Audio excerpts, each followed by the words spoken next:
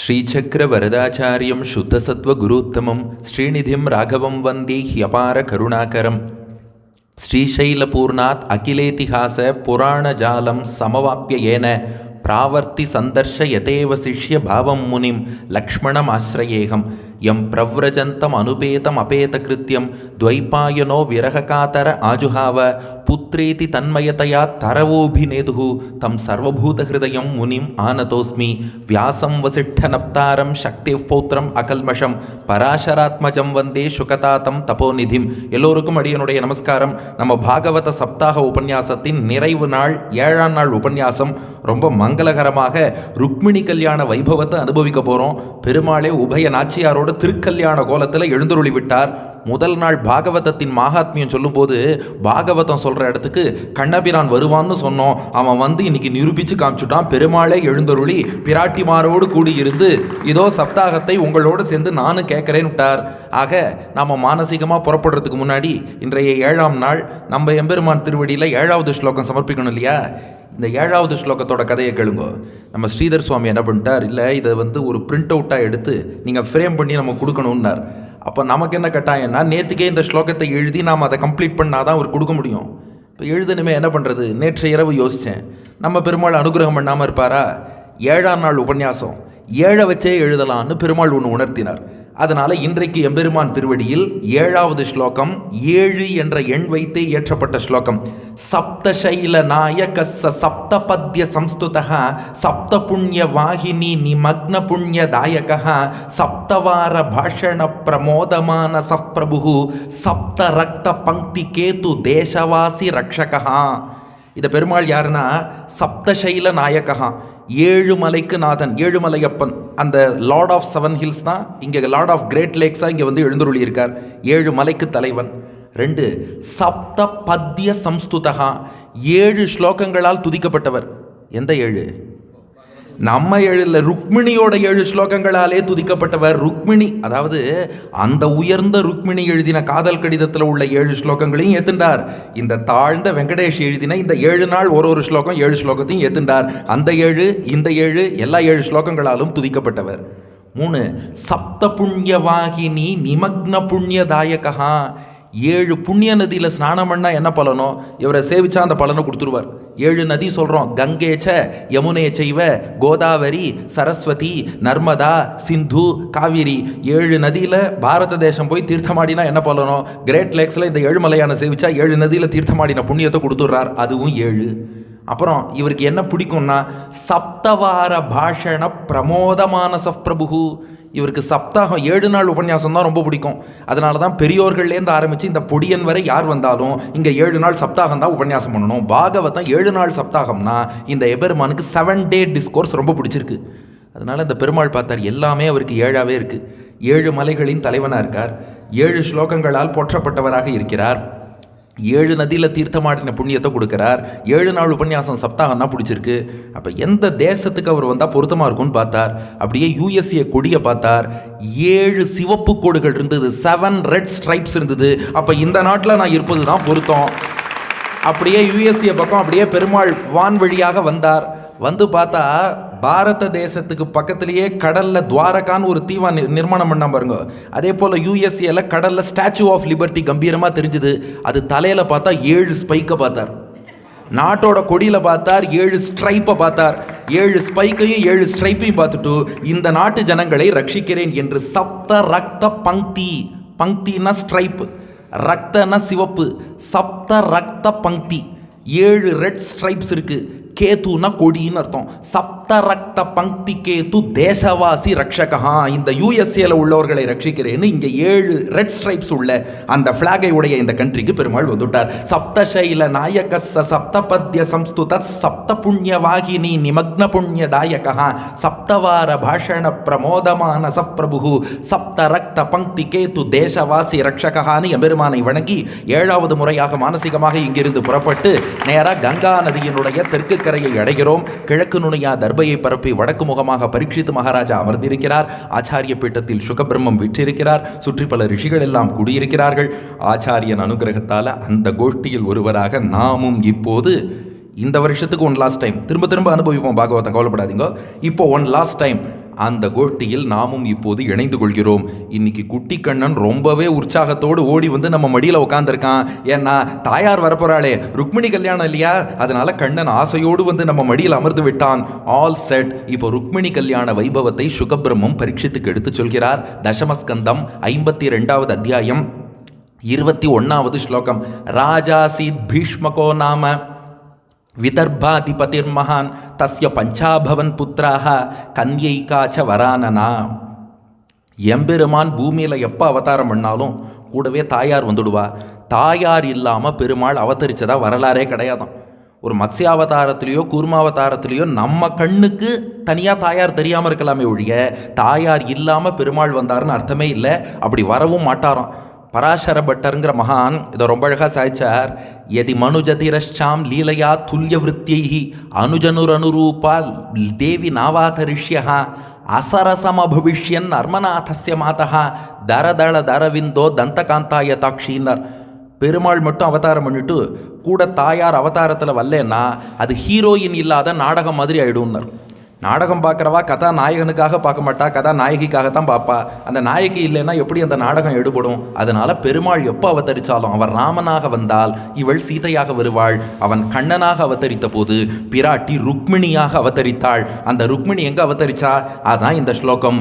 ஒரு ஊரில் ஒரு ராஜா இருந்தார். கதை சொன்னால் அப்படி தான் ஆரம்பிக்கணும். ஒரு ஊரில் ஒரு ராஜா இருந்தார். எந்த ஊர்லன்னா விதர்பாதிபதிகி. விதர்ப தேசம். நம்ம இன்னைக்கு பாரத தேசத்தில் நாக்பூர்னு சொல்கிறோம் பாருங்க, அதுக்கு அந்த நாளில் விதர்ப தேசம்னு பேர்.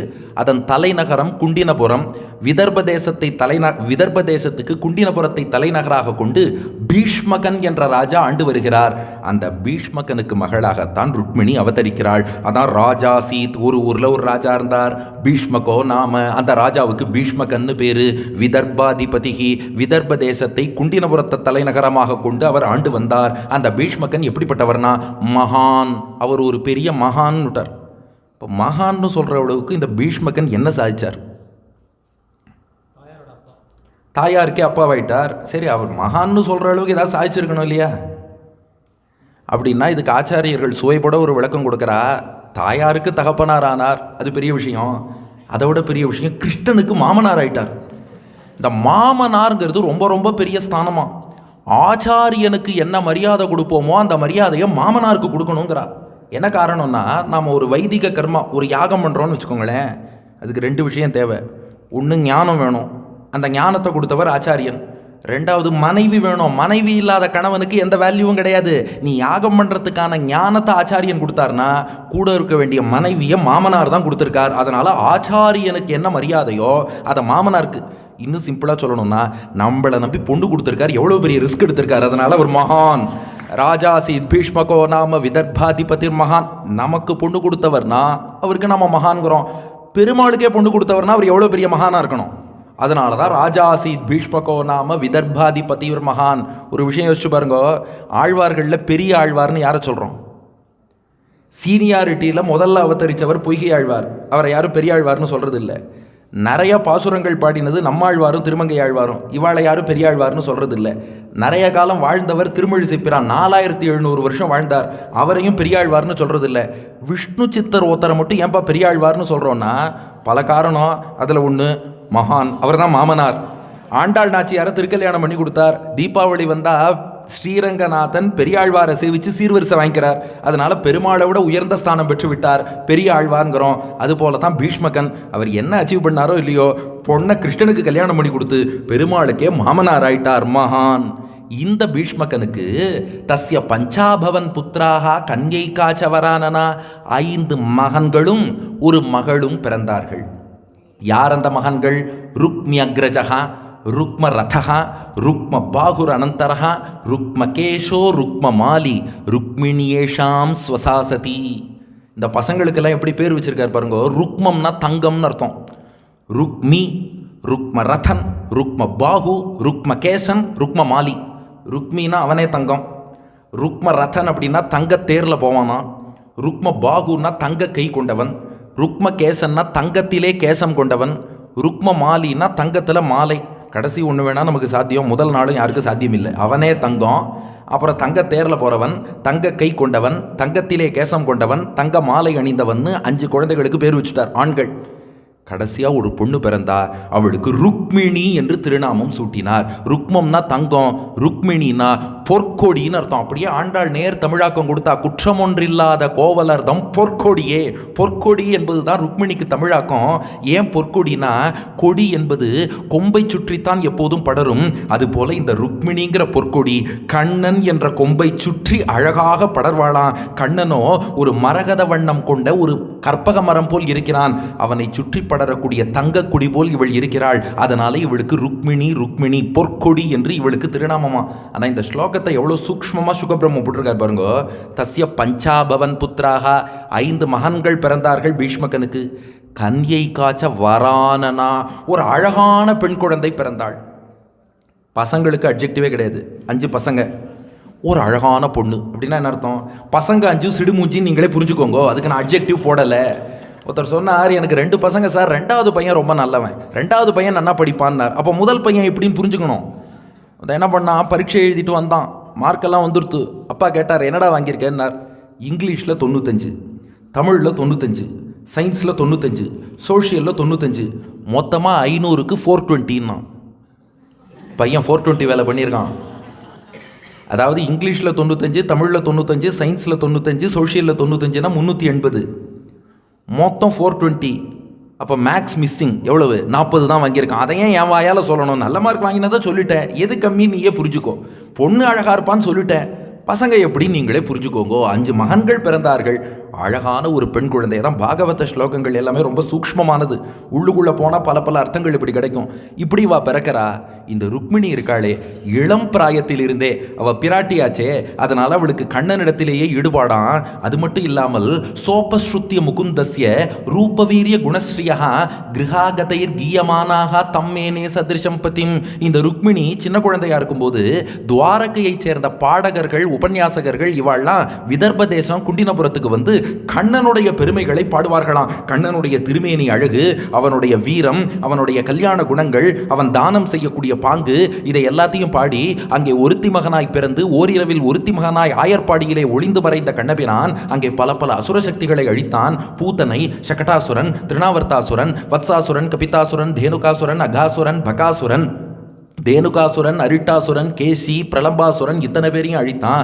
அதுக்கப்புறம் மதுராவுக்கு வந்தான், கம்சனை முடித்தான். கம்சனை முடித்த பின் உக்ரசேனருக்கு பட்டாபிஷேகம் பண்ணி வச்சுட்டு அதுக்கப்புறம் தன் பெற்றோர்களை சிறையில் இருந்து மீட்டான். அதுக்கப்புறம் உபநயனமாகி 11 வயசுல சாந்திபனியின் குருகுலத்துக்கு போனான். உஜ்ஜைனில் சாந்திபனியிடம் 64 நாளில் ஆயக்கலைகள் 64ம் கற்று தேர்ந்தான்.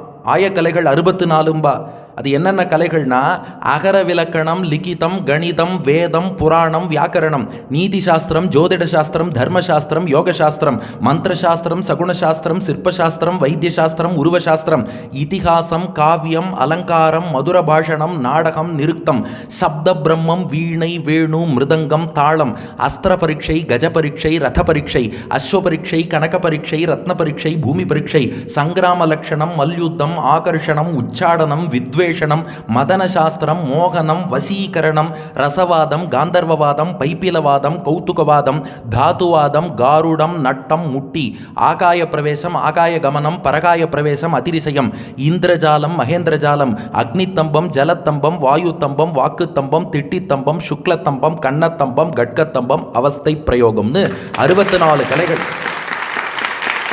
இந்த 64 கலைகளையும் ஒரு நாளைக்கு ஒரு கலைன்னு 64 நாள்களிலே சாந்திபனியிடம் கற்று தேர்ந்தான் பலராமனோடு சேர்ந்து கண்ணபிரான். அதுக்கப்புறம் மீண்டும் மதுராவுக்கே திரும்பினான். அதுக்கப்புறம் ஜராசந்தனால் அடிக்கடி இடையூறு வருவதால் மதுராவில் இருந்து ராஜ்யத்தையும் மக்களையும் அப்படியே இடம்பெயர்த்து கடற்கரையில் துவாரகை என்ற ஒரு புதிய நகரத்தை நிர்மாணம் பண்ணி அந்த துவாரகையிலே இப்போது துவாரகாதீசனாக விளங்கி கொண்டிருக்கிறான்னு இதுவரை கிருஷ்ணாவதாரத்தில் நடந்த சம்பவங்களை நாமும் எதெல்லாம் விட்டு போச்சோ ஒரு ரீக்கா பார்த்துள்ளாங்கிற மாதிரி அப்படியே நாமும் பார்க்க, இதையெல்லாம் ருக்மிணிக்கும் அவர்கள் பாடி காட்ட, ருக்மிணி இதெல்லாம் கேட்டுட்டு மணந்தால் கண்ணனைத்தான் மணப்பேன்னு முடிவெடுத்துட்டாளோ. ஆண்டாள் நாச்சியார் எப்படி மானிடவர்க்கென்று பேச்சுப்படியில் வாழகில்லைன்னு சொன்னாலோ, ருக்மிணி முடிவெடுத்துட்டா அந்த கண்ணனைத்தான் மணப்பேன்கிறா. இது ஆச்சரியம் இல்லை. இப்போ விதர்ப தேசத்தை சேர்ந்த பாடகர்கள்லாம் என்ன பண்ணாலாம், துவாரகைக்கு போய் ருக்மிணியின் புகழ பாடினாலாம். தாம் புத்தி லக்ஷண உதாரிய ரூபசீல குணாஸ்ரயாம் கிருஷ்ணஷ்ட சதிருஷீம் பாரியாம் சமுத்வோடும் மனோததே. இங்கே உள்ள பாடகர்கள்லாம் அங்கே போனா ருக்மிணியினுடைய புத்தி கூர்மை, சாமுத்திரிக லட்சணங்கள், அவளுடைய தாராள மனசு, அவளுடைய வடிவழகு, நல்லொழுக்கம், நற்பண்புகள், இது எல்லாத்தையும் பாட பாட கேட்டான் கண்ணன். ருக்மிணியை மணந்தே தீருவேன்ட்டான். இப்போ நினைச்சு பாருங்க, ருக்மிணி கண்ணனை இது வரைக்கும் பார்த்ததே இல்லை. கண்ணனும் ருக்மிணியை பார்க்கல. ஆனால் காதால கேட்டு கேட்டு ஒருவர் மீது ஒருவர் அவர்களுக்கு காதல் ஏற்பட்டது. அதாவது இது நமக்கும் பொருந்துங்கிறா. நம்ம குழந்தைகளுக்கு பக்தியை வளர்க்கணும்னு ஆசைப்படுறோம். அதுக்கு சிறந்த வழி என்னன்னா, காதால அவ பகவானை பற்றி கேட்கணுமா. காதால கேட்க இப்போ ருக்மிணி கிருஷ்ணனை நேர்லேயே பார்க்கல. கண்ணன் மீது அன்பு எப்படி வந்ததுன்னா காதால கேட்டால் வந்துடுத்து. ஆண்டாளுக்கு கண்ணன் மீது எப்படி காதல் வந்ததுன்னா, பெரியாழ்வார் பாகவதமும் விஷ்ணு புராணமும் அதில் உள்ள கிருஷ்ணலீலைகளும் ஆண்டாளுக்கு சொல்லி வச்சார். தானா அவளுக்கு பக்தி வந்தது. நம்மாழ்வார் பாசுரம், நீ என் செவியின் வழி புகுந்து என்னுள்ளாய். நம் உள்ளம் என்னும் வீட்டுக்குள் பகவான் வரணும்னா அதுக்கு 2 காதுகள் தான் வாசலாம். இதை நன்னா திறந்து வச்சு பகவானை பற்றி நிறைய நல்ல விஷயம் உள்ள போச்சுன்னா காதுங்கிற துவாரம் வழியா உள்ளம் என்ற வீட்டில் எம்பெருமான் குடி வருவான்ங்கிறது பெரியோர்கள் காட்டிய விஷயம். அந்த வகையில் ருக்மிணியின் மனத்துக்குள் கண்ணன் வந்து விட்டான். கண்ணனுடைய திருவுள்ளத்துக்குள் ருக்மிணி வந்து விட்டாள். ஃபேஸ்புக்கில் கூட 2 பேரும் பார்த்துக்கல. ஆனால் ஃபேஸை பார்க்காமல் காதால கேட்டு கேட்டு ஒருவர் மீது ஒருவர் காதல் வந்துடுத்து. ருக்மிணியோட உறவுக்காரா இருக்காளே, அவளும் என்ன நினைச்சாலாம், கிருஷ்ணனை பற்றி நாங்களும் கேள்விப்பட்டிருக்கோம். இவளை கல்யாணம் பண்ணி கொடுக்கணும்னா கிருஷ்ணனுக்கு தான் பண்ணி வைக்கணுங்கிற பந்தூனாம் இச்சதாம் தாத்தும் கிருஷ்ணாய பகினீம் நிருபா ததோ நிவாரிய கிருஷ்ணத்விட்டு ருக்மி சைத்தியம் அமன்யதா. ருக்மிணிக்கு திருமண பருவம் வருது. சொந்தக்காரெல்லாம் சொல்கிறா, நாங்கள்லாம் கிருஷ்ணனை நேரில் செவிச்சதில்லை, காதால் நிறைய கேட்டிருக்கோம். இவளுக்கு ஏற்ற மாப்பிள்ளைன்னா துவாரகாதீசனான கிருஷ்ணன். ஆனால் இந்த ருக்மிணிக்கு மூத்த அண்ணன் இருக்கானே, அவன் பேர் என்ன, ருக்மி. அவன் சொன்னான், நான் அதை விட ரொம்ப சூப்பர் மாப்பிள்ளை ஒருத்தனை பார்த்துருக்கேன்னா. யாருப்பா அந்த மாப்பிள்ளைன்னா, நீங்கள் பாருங்க, நான் பேரை கேட்டாலே சும்மா அதுரும் தெரியுமா, அப்படி ஒரு மாப்பிள்ளை பார்த்துருக்கேன். சொல்லுப்பா யார் மாப்பிள்ளை சொன்னேன்னு வச்சுக்கோங்களேன், இப்படி ஒரு மாப்பிள்ளை பார்த்துருக்கியான்னு அசந்து போயிடுவேன். அட யாருப்பா, சஸ்பென்ஸ் வைக்காது, சொல்லுப்பா. சிசுபாலன். அச்சோ என்னடா இது, ருக்மிணி எங்க, சிசுபாலன் எங்க? இந்த சிசுபாலன் யாருன்னா, கிருஷ்ணனுக்கு ஸ்ருதஸ்ரவான்னு ஒரு அத்தை இருந்தா. அந்த ஸ்ருதஸ்ரவாங்கிற வசுதேவர் சகோதரி கிருஷ்ணனுடைய அத்தை சேதி தேசத்து ராஜா தமகோஷனை கல்யாணம் பண்ணிக்கிறா. இந்த கிருஷ்ணன் அத்தை ஸ்ருதஸ்ரவாவுக்கும் சேதி ராஜா தமகோஷனுக்கும் ஒரு குழந்தை பிறந்தது. அது பிறக்கும்போது எப்படி பிறந்ததான், நாராயணனை போல 4 கையோட, சிவபெருமானை போல 3 கண்ணோட பிறந்தது. அப்போ வானத்தில் ஒரு அசரீரி கேட்டுது, யார் இந்த குழந்தையை தூக்கும்போது எக்ஸ்ட்ரா ஒரு கண்ணும் எக்ஸ்ட்ரா 2 கையும் மறையிறதோ அவன் தான் இந்த குழந்தைக்கு யமன். இதை பார்த்து பயந்து பல பேர் குழந்தையை தூக்கவே வரல. நாம் ஏதாவது குழந்தைய தூக்கிட்டு அப்புறம் அந்த கண்ணும் கையும் மறைஞ்சு கொடுத்தோன்னா ராஜா நம்மளை போட்டு அடிச்சுருவான். அதனால யாரும் வரல. பின்னாடி கிருஷ்ணன் ஒரு நாள் என்ன பண்ணா, அத்தை மகனே அத்தானேன்னு ஓடி வந்து இந்த சிசுபாலன், இந்த 4 கை 3 கண் கொண்ட இந்த சிசுபாலன், அவனை தூக்கினான். கை மறைஞ்சு கொடுத்து கண்ணு மறைஞ்சு கொடுத்து. உடனே ஸ்ருதஸ்ரவா அத்தை கிருஷ்ணன்ட்ட வந்தா, அச்சுச்சோ என் பையன் சிசுபாலனை நீ தான் தூக்கினதும் அந்த கண்ணும் கையும் மறைஞ்சு கொடுத்து, ஏண்டா உங்கள் அத்தை பையனை நீ தான் கொல்ல போறியா அப்படின்னு கேட்டா. கிருஷ்ணன் சொன்ன, அத்தை உன் பையனை நான் கொல்லுவேனா, அவன் ஒழுங்காக இருந்தா அப்படின்னா. அத்தை சொன்னா, இது முகத்தை பார்த்தாலே அசடுன்னு தெரியறதுடா, இது ஒழுங்காக இருக்காது, அதனால தான் கேட்குறேன், அத்தைக்காக ஏதாவது கன்செஷன் கூட என்ன. அப்படியா, சரி ஒரு நாளைக்கு இவன் 99 தப்பு பண்ணுற வரைக்கும் நான் பொறுத்துக்கிறேன், 100வது தப்பு பண்ணான்னா கொண்டுடுவேன், ஜாக்கிரதை என்ன. இதை அத்தை சொல்லி வச்சுட்டா அவன்கிட்ட. அதனால சிசுபாலன் என்ன பண்ணுவான், சின்ன வயசுலேருந்து கிருஷ்ணனை திட்டுவான். கேட்பார் செவிசுடு கீழ்மை வசவுகளே வையும் சேட்பால் பழம் பகைவன் சிசுபாலன் கிருஷ்ணனை திட்டுவான். அவன் திட்டினான்னா உங்களுக்கும் எனக்கும் இல்லை, துரியோதனனுக்கே காதல ரத்தம் வருமா அப்படி கிருஷ்ணனை திட்டுவான். ஜராசந்தனுக்கே காதல ரத்தம் வரும் அப்படி திட்டுவான். ஆனால் பக்கத்தில் கவுண்ட் பண்ணுறதுக்கு ஒரு ஆளை வச்சுன்னு இருப்பான். கரெக்டாக அந்த திட்டு 97, 98, 99 வரும்போது அவன் சொல்லி நிறுத்திடுவான். ஏன்னா 100 தப்பு தான் பண்ணக்கூடாது, 99 தப்பு வரைக்கும் பொறுத்துக்கிறேன்னு இருக்கான் பகவான். டெண்டுல்கர் எப்படி 97, 98, 99 அவுட் ஆகிடுவார், செஞ்சுரி போட மாட்டார். அதுபோல் இவனும் அப்படியே அந்த 97, 98, 99 நிறுத்திப்பான். இப்படி கிருஷ்ணனை ஒவ்வொரு நாளும் திட்டின்னு இருக்கானே சிசுபாலன். இவன் தான் பின்னாடி என்ன ஆகுது, ராஜசூயை ஆகும்போது இந்த கவுண்டெல்லாம் மறந்து ரொம்ப உணர்ச்சி வசப்பட்டு கிருஷ்ணனையும் நிறைய திட்டி, அத்தோடு தர்மபுத்திரர் பீஷ்மர் எல்லாரையும் திட்டி கணக்கு 100க்கு மேலே போக அன்னைக்கு கிருஷ்ணன் வதம் பண்ணாங்கிறது பின்னாடி நடந்த சம்பவம். இப்போ இங்கே வருவோம். ருக்மி சொல்கிறான், எப்படிப்பட்ட மாப்பிள்ளை பார்த்துருக்கேன் பார்த்தியான்னா. சொந்தக்காரா சொன்னா, டே ஏணி வச்சாலும் எட்டாதுன்னா. அவன் அடுத்த கேள்வி கேட்டான், யாருக்குன்னா. நீ ருக்மிணிக்கு ஏணி வைக்கணுமா சிசுபாலனுக்கு ஏணி வைக்கணுமான்னா. அட பாவி, அவன் கிருஷ்ண துவேஷிடா. ருக்மிணி எவ்வளோ அழகாக இருக்கா, இப்படிப்பட்ட பெண்ணை, இவ்வளோ லட்சணமான பெண்ணை அவனுக்கு யாராவது கல்யாணம் பண்ணி கொடுப்பாளா? இவள் ஒரு கேள்வி கேட்டா, சரி எந்த கிரைட்டீரியாவை வச்சு நீ சிசுபாலனை மாப்பிள்ளைன்னு தேர்ந்தெடுத்தேன்னா அவன் ருக்மி சொன்னான், எனக்கும் கிருஷ்ணனை பிடிக்காது, சிசுபாலனுக்கும் கிருஷ்ணனை பிடிக்காது, இதுதான் கிரைட்டீரியான்னா.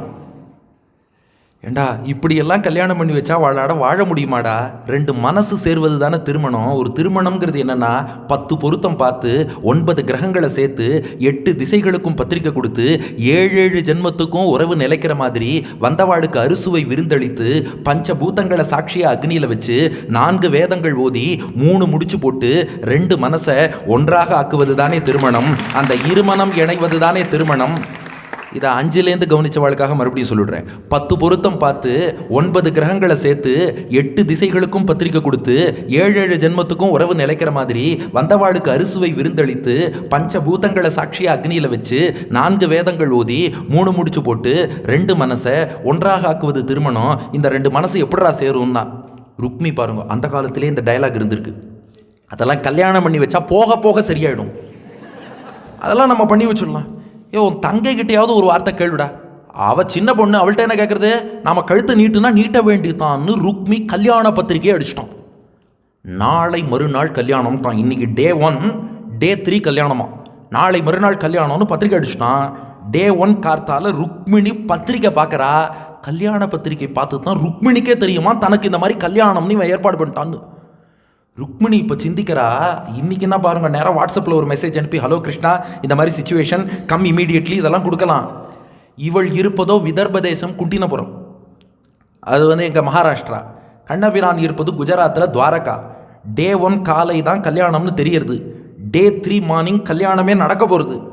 எப்படியாவது கிருஷ்ணன்ட்ட காதலை சொல்லி அவனை சம்மதிக்க வச்சு அவன் தன்னை மீட்டு சொல்லணும். என்ன பண்ணுறது? ருக்மிணி யோசித்தாள். ஒரு ஓலையை எடுத்தா, தன் காதலை கண்ணனை குறித்து வெளிப்படுத்தி 7 ஸ்லோகங்களை எழுதினா. இதுதான் உலகத்தின் முதல் காதல் கடிதமும். ருக்மிணி கண்ணபிரானுக்கு எழுதினா 7 ஸ்லோகங்கள் எழுதி அதை ஒரு தூதுவர்கிட்ட கொடுத்து அனுப்புறா. ததவேத்தி அசிதாபாங்கி வைதர்பி துர்மனாபிருஷம் விசிந்தியாப்தம் த்விஜம் கஞ்சித்து கிருஷ்ணாய பிராகிணோத்ருதம். ஒரு த்விஜனை அழைத்தா, இந்த கடிதத்தை கொடுத்தா, சீக்கிரமாக துவாரகையில் போய் கண்ணன்ட்ட இந்த கடிதத்தை கொடுத்து அவரை அழைத்து வாருங்கள்னு அனுப்பினா. ஒரு தூதுவர் போகிறார். யார் இந்த தூதுவர்னா, ஸ்லோகத்தில் த்விஜம்னு இருக்கு. த்விஜன்னா யார்? சான்ஸ்கிரிட்டில் த்விஜன்கிறது 3 பேரை குறிக்கும். த்விஜன்னு பல்லுக்கும் பேர், த்விஜன்னு பிராமணன் அந்தணனுக்கும் பேர், த்விஜன்னு பறவைக்கும் பேர். ஜானா பிறப்பு, த்விஜானா இரு பிறப்புன்னு அர்த்தம். பல்லுக்கும் 2 பிறப்பான். முதல்ல பால் பல் வரும், அதுக்கப்புறம் நிரந்தர பல் வரும். டெம்பரரி டீத், பர்மனன்ட் டீத், 2 பிறப்பு, அதனால த்விஜன். பிராமணன் அந்தணனுக்கும் த்விஜன்னு பேர். ஏன்னா தாயின் கர்ப்பத்திலேருந்து ஒரு முறை பிறக்கிறான், அதுக்கப்புறம் உபநயனம் ஆகும்போது, காயத்ரி உபதேசம் ஆகும்போது 2வது பிறப்பு, அதனால த்விஜன். ஞாபகம் வச்சுக்கிறதுக்கு திருக்குடந்தை ஆண்டவன் ஒரு ஜோக் சொல்லுவார். ஆனால் ஜோக்கா மட்டும் எடுத்துக்கோங்க. என்னென்னா, பல்லுக்கும் த்விஜன்னு பேர், பிராமணனுக்கும் த்விஜன்னு பேர். ஏன்னா 2 பேருக்கும் ஒற்றுமை இருக்குது. என்ன ஒற்றுமைனா, இந்த பல்லில் ஏதாவது தூசி துரும்பு மாட்டி எடுத்துன்னு வச்சுக்கோங்களேன், இந்த நாக்கு அதை நம்பி வெளியில் தள்ளாமல் இருக்காது. அது போல தான் பிராமணன்ட்ட மாட்டின்ற ரகசியமும், நாக்கு வெளியில் நம்பி தள்ளாமல் இருக்கவே இருக்காது. முன்னாடியே சொல்லிட்டேன், take it with a pinch of salt. ஞாபகம் வச்சுக்கிறதுக்கா, இதுவும் த்விஜன், அவனும் த்விஜன். பறவைக்கும் த்விஜன்னு பேர். ஏன்னா 2 பிறப்பு. முதல்ல முட்டையாக பிறக்கும், முட்டையிலேருந்து குஞ்சு வரும், அதனால 2 பிறப்பு. இப்போ இங்கே த்விஜன் இருக்கே, இதுக்கு என்னென்னு அர்த்தம் பண்ணுறது? பிராமணன் அர்த்தம் பண்ணணும். இதுதான் பெரிய கேள்வி. இல்லை, அதாவது த்விஜன்னு எதுக்கு இப்படி கன்ஃபியூசிங்காக ஒரு வார்த்தை போடணும்? யாரோ ஒரு தூதன் போனார்னு சொன்னால் போகிறோம். இப்போ அவர் எந்த குலம், பிராமண குலமா க்ஷத்ரிய குலமாங்கிறது இங்கே தேவையா? இது முதல் கேள்வி. 2வது, அப்படியே சொல்லணும்னா பிராமணன் விப்ரன்னு சொல்லிட்டு போனால் போகிறோம். அதை த்விஜன்னு ஒரு வார்த்தையை போட்டு அதுக்கு நாம் வேற பல்லு, பிராமணன், பறவை இப்படின்லாம் அர்த்தம் சொல்லிட்டு எதுக்கு இந்த ஸ்லோகத்தை இவ்வளோ காம்ப்ளிகேட் பண்ணணும்? அடி என்னோட கொஸ்டின் புரியுறதா? பாகவதத்தில் உள்ள ஒவ்வொரு வார்த்தைகளுமே ரொம்ப ரொம்ப ஆழமானது.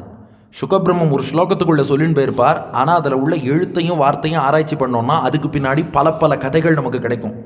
இங்கே ஏன் த்விஜன்கிற வார்த்தை போட்டார்னா, ஒரு சின்ன ஃப்ளாஷ்பேக் சொல்கிறேன் கேளுங்க. வைகுண்டத்தில் கருடன் ரொம்ப வருத்தமாக உட்காந்துருந்தாராம். இதை மகாலட்சுமி தாயார் பார்த்துட்டு கேட்டாலாம், ஏன்ப்பா வெங்கடேஷ் உபன்யாசம் எதாவது கேட்டியா, ஏன் இவ்வளோ வருத்தமாக உட்காந்துருக்க அப்படின்னு கேட்டாலாம் கருடன்ட்ட. கருடன் சொன்னாராம், இல்லை இப்போ தானே ராமாவதாரம் பூர்த்தியாச்சு, இந்த ராமாவதாரத்தில் ஹனுமான பெருமாள் எப்படி ஆலிங்கனம் பண்ணிட்டார், கண்டேன் சீதையைன்னு ஹனுமான் வந்து சொல்லும்போது ராமன் ஏஷ சர்வஸ்வபூதஸ்து பரிஷ்வங்கோ ஹனுமதகா, இங்கே வாடா நான் உனக்கு என்னையே தருகிறேன்னு ஹனுமான ஆலிங்கனம் பண்ணிட்டான். கருடன் சொல்றார் ஹனுமான திருவடிம்பா, சிலர் சிறிய திருவடின்னு சொல்லுவா, திருவடின்னு பொதுவாக விஷயம் தெரிஞ்சவா சொல்லுவா. கருடன் சொல்றார் எனக்கு பெரிய திருவடின்னு பேரு. அவர் திருவடியை இப்படி ஆலிங்கனம் பண்ணிட்டாரே, இந்த பாக்கியம் பெரிய திருவடி கருடனுக்கு எங்கேயாவது கொடுத்தாரா? அவனுக்கு கிடைச்ச பாக்கியம் எனக்கு கிடைக்கலையேன்னு கொஞ்சம் வருத்தம், அதான் தள்ள கை வச்சுன்னு உட்காந்துருக்கேன்னார் கருடன். அப்போ மகாலட்சுமி சிரிச்சாலாம், ஓ பெருமாள் ஆலிங்கனம் பண்ணணுமா? என்னுடைய ரெப்ரசன்டேட்டிவா என் தூதனா அவர்கிட்ட போனாதான் பெருமாள் ஒன்று ஆலிங்கனம் பண்ணிப்பார். ஹனுமானை எப்போ ஆலிங்கனம் பண்ணார்? ராமதூதனாக சீதையிட்ட போகும்போது இல்லை, சீத்தையின் தூதனாக தங்கிட்ட வரும்போது தானே ராமன் ஆலிங்கனம் பண்ணிட்டார். அதனால கருடா ஒன்றும் பிரச்சனை இல்லை. அப்போ ராமனா வந்தவர் அடுத்து கிருஷ்ணனா வரப்போறார், அப்போ சீதையா வந்த நான் தான் அடுத்து ருக்மிணியா வரப்போறேன். என் தூதனாக நீ அவரிடம் போனால் உன்னையும் பெருமாள் ஆலிங்கனம் பண்ணிப்பார்னு கருடனிடம் மகாலட்சுமி சொன்னாள். அதன்படி அந்த பெருமாள் இப்போ கிருஷ்ணனா வந்திருக்கார், அந்த பிராட்டி இப்போ ருக்மிணியா வந்திருக்கா. அந்த கருடன் தான் இந்த தூதரா வந்தாராம். இப்ப த்விஜன்கிற வார்த்தைக்கு பாருங்க, த்விஜன்னா என்ன அர்த்தம்? பறவைன்னு ஒரு அர்த்தம். அதாவது கருடன் பறவை, த்விஜனாகிய கருடன் என்ன வேஷத்துல போனார்னா அந்தணர் த்விஜன் வேஷத்துல போனாராம். அதனால ரெண்டையும் குறிப்பிடும் விதமான ஒரு வார்த்தை என்னன்னா த்விஜன். த்விஜன்னா பறவையையும் குறிக்கும் அந்தணனையும் குறிக்கும். தூது போனவர் யாருன்னா பறவை த்விஜன். எந்த வேஷத்துல போனார்? அந்தணன் த்விஜன். த்விஜன் த்விஜன் வேஷத்துல தூது போனார். கருடன் பறவை பிராமணன் அந்தணன் வேஷத்துல தூது போனார். ரெண்டையும் மறைச்சு ஒழிச்சு சொல்வதற்காக த்விஜம் கஞ்சித்துன்னு ஸ்லோகம் போட்டிருக்கார் சுகபிரம்மம். அதனால ஒவ்வொரு ஸ்லோகத்தையும் உபன்யாசம் பண்ணா அதுவே தனித்தனி உபன்யாசம் போகும். நாம் அப்படி அடுத்த விஷயத்துக்கு போவோம். ஆக இப்படி கருடன் அந்தணர் வடிவில் வர அவர்கிட்ட இந்த கடிதத்தை கொடுத்து விடுறார் ருக்மிணி. அவர் கிடுகிடுன்னு புறப்பட்டார். இன்னைக்கு எத்தனாவது நாள்? உபன்யாசத்துக்கு 7வது நாள். அங்க டே 1, கல்யாணம் இன்னைக்கு டே 3. இப்போ டே 1 காலை கிளம்பினாராம் கருடன். டே 1 நண்பகலே துவாரகைக்கு போயிட்டார். அவருக்கு என்ன பறந்து போயிடுவார் இல்லையா? பறந்து அன்றே சென்று விடுகிறார். துவாரகாம்ச சமபியேத்திய பிரதிஹாரை பிரவேசிதா அபஷ்யத் ஆத்யம் புருஷம் ஆசீனம் காஞ்சனாசனே.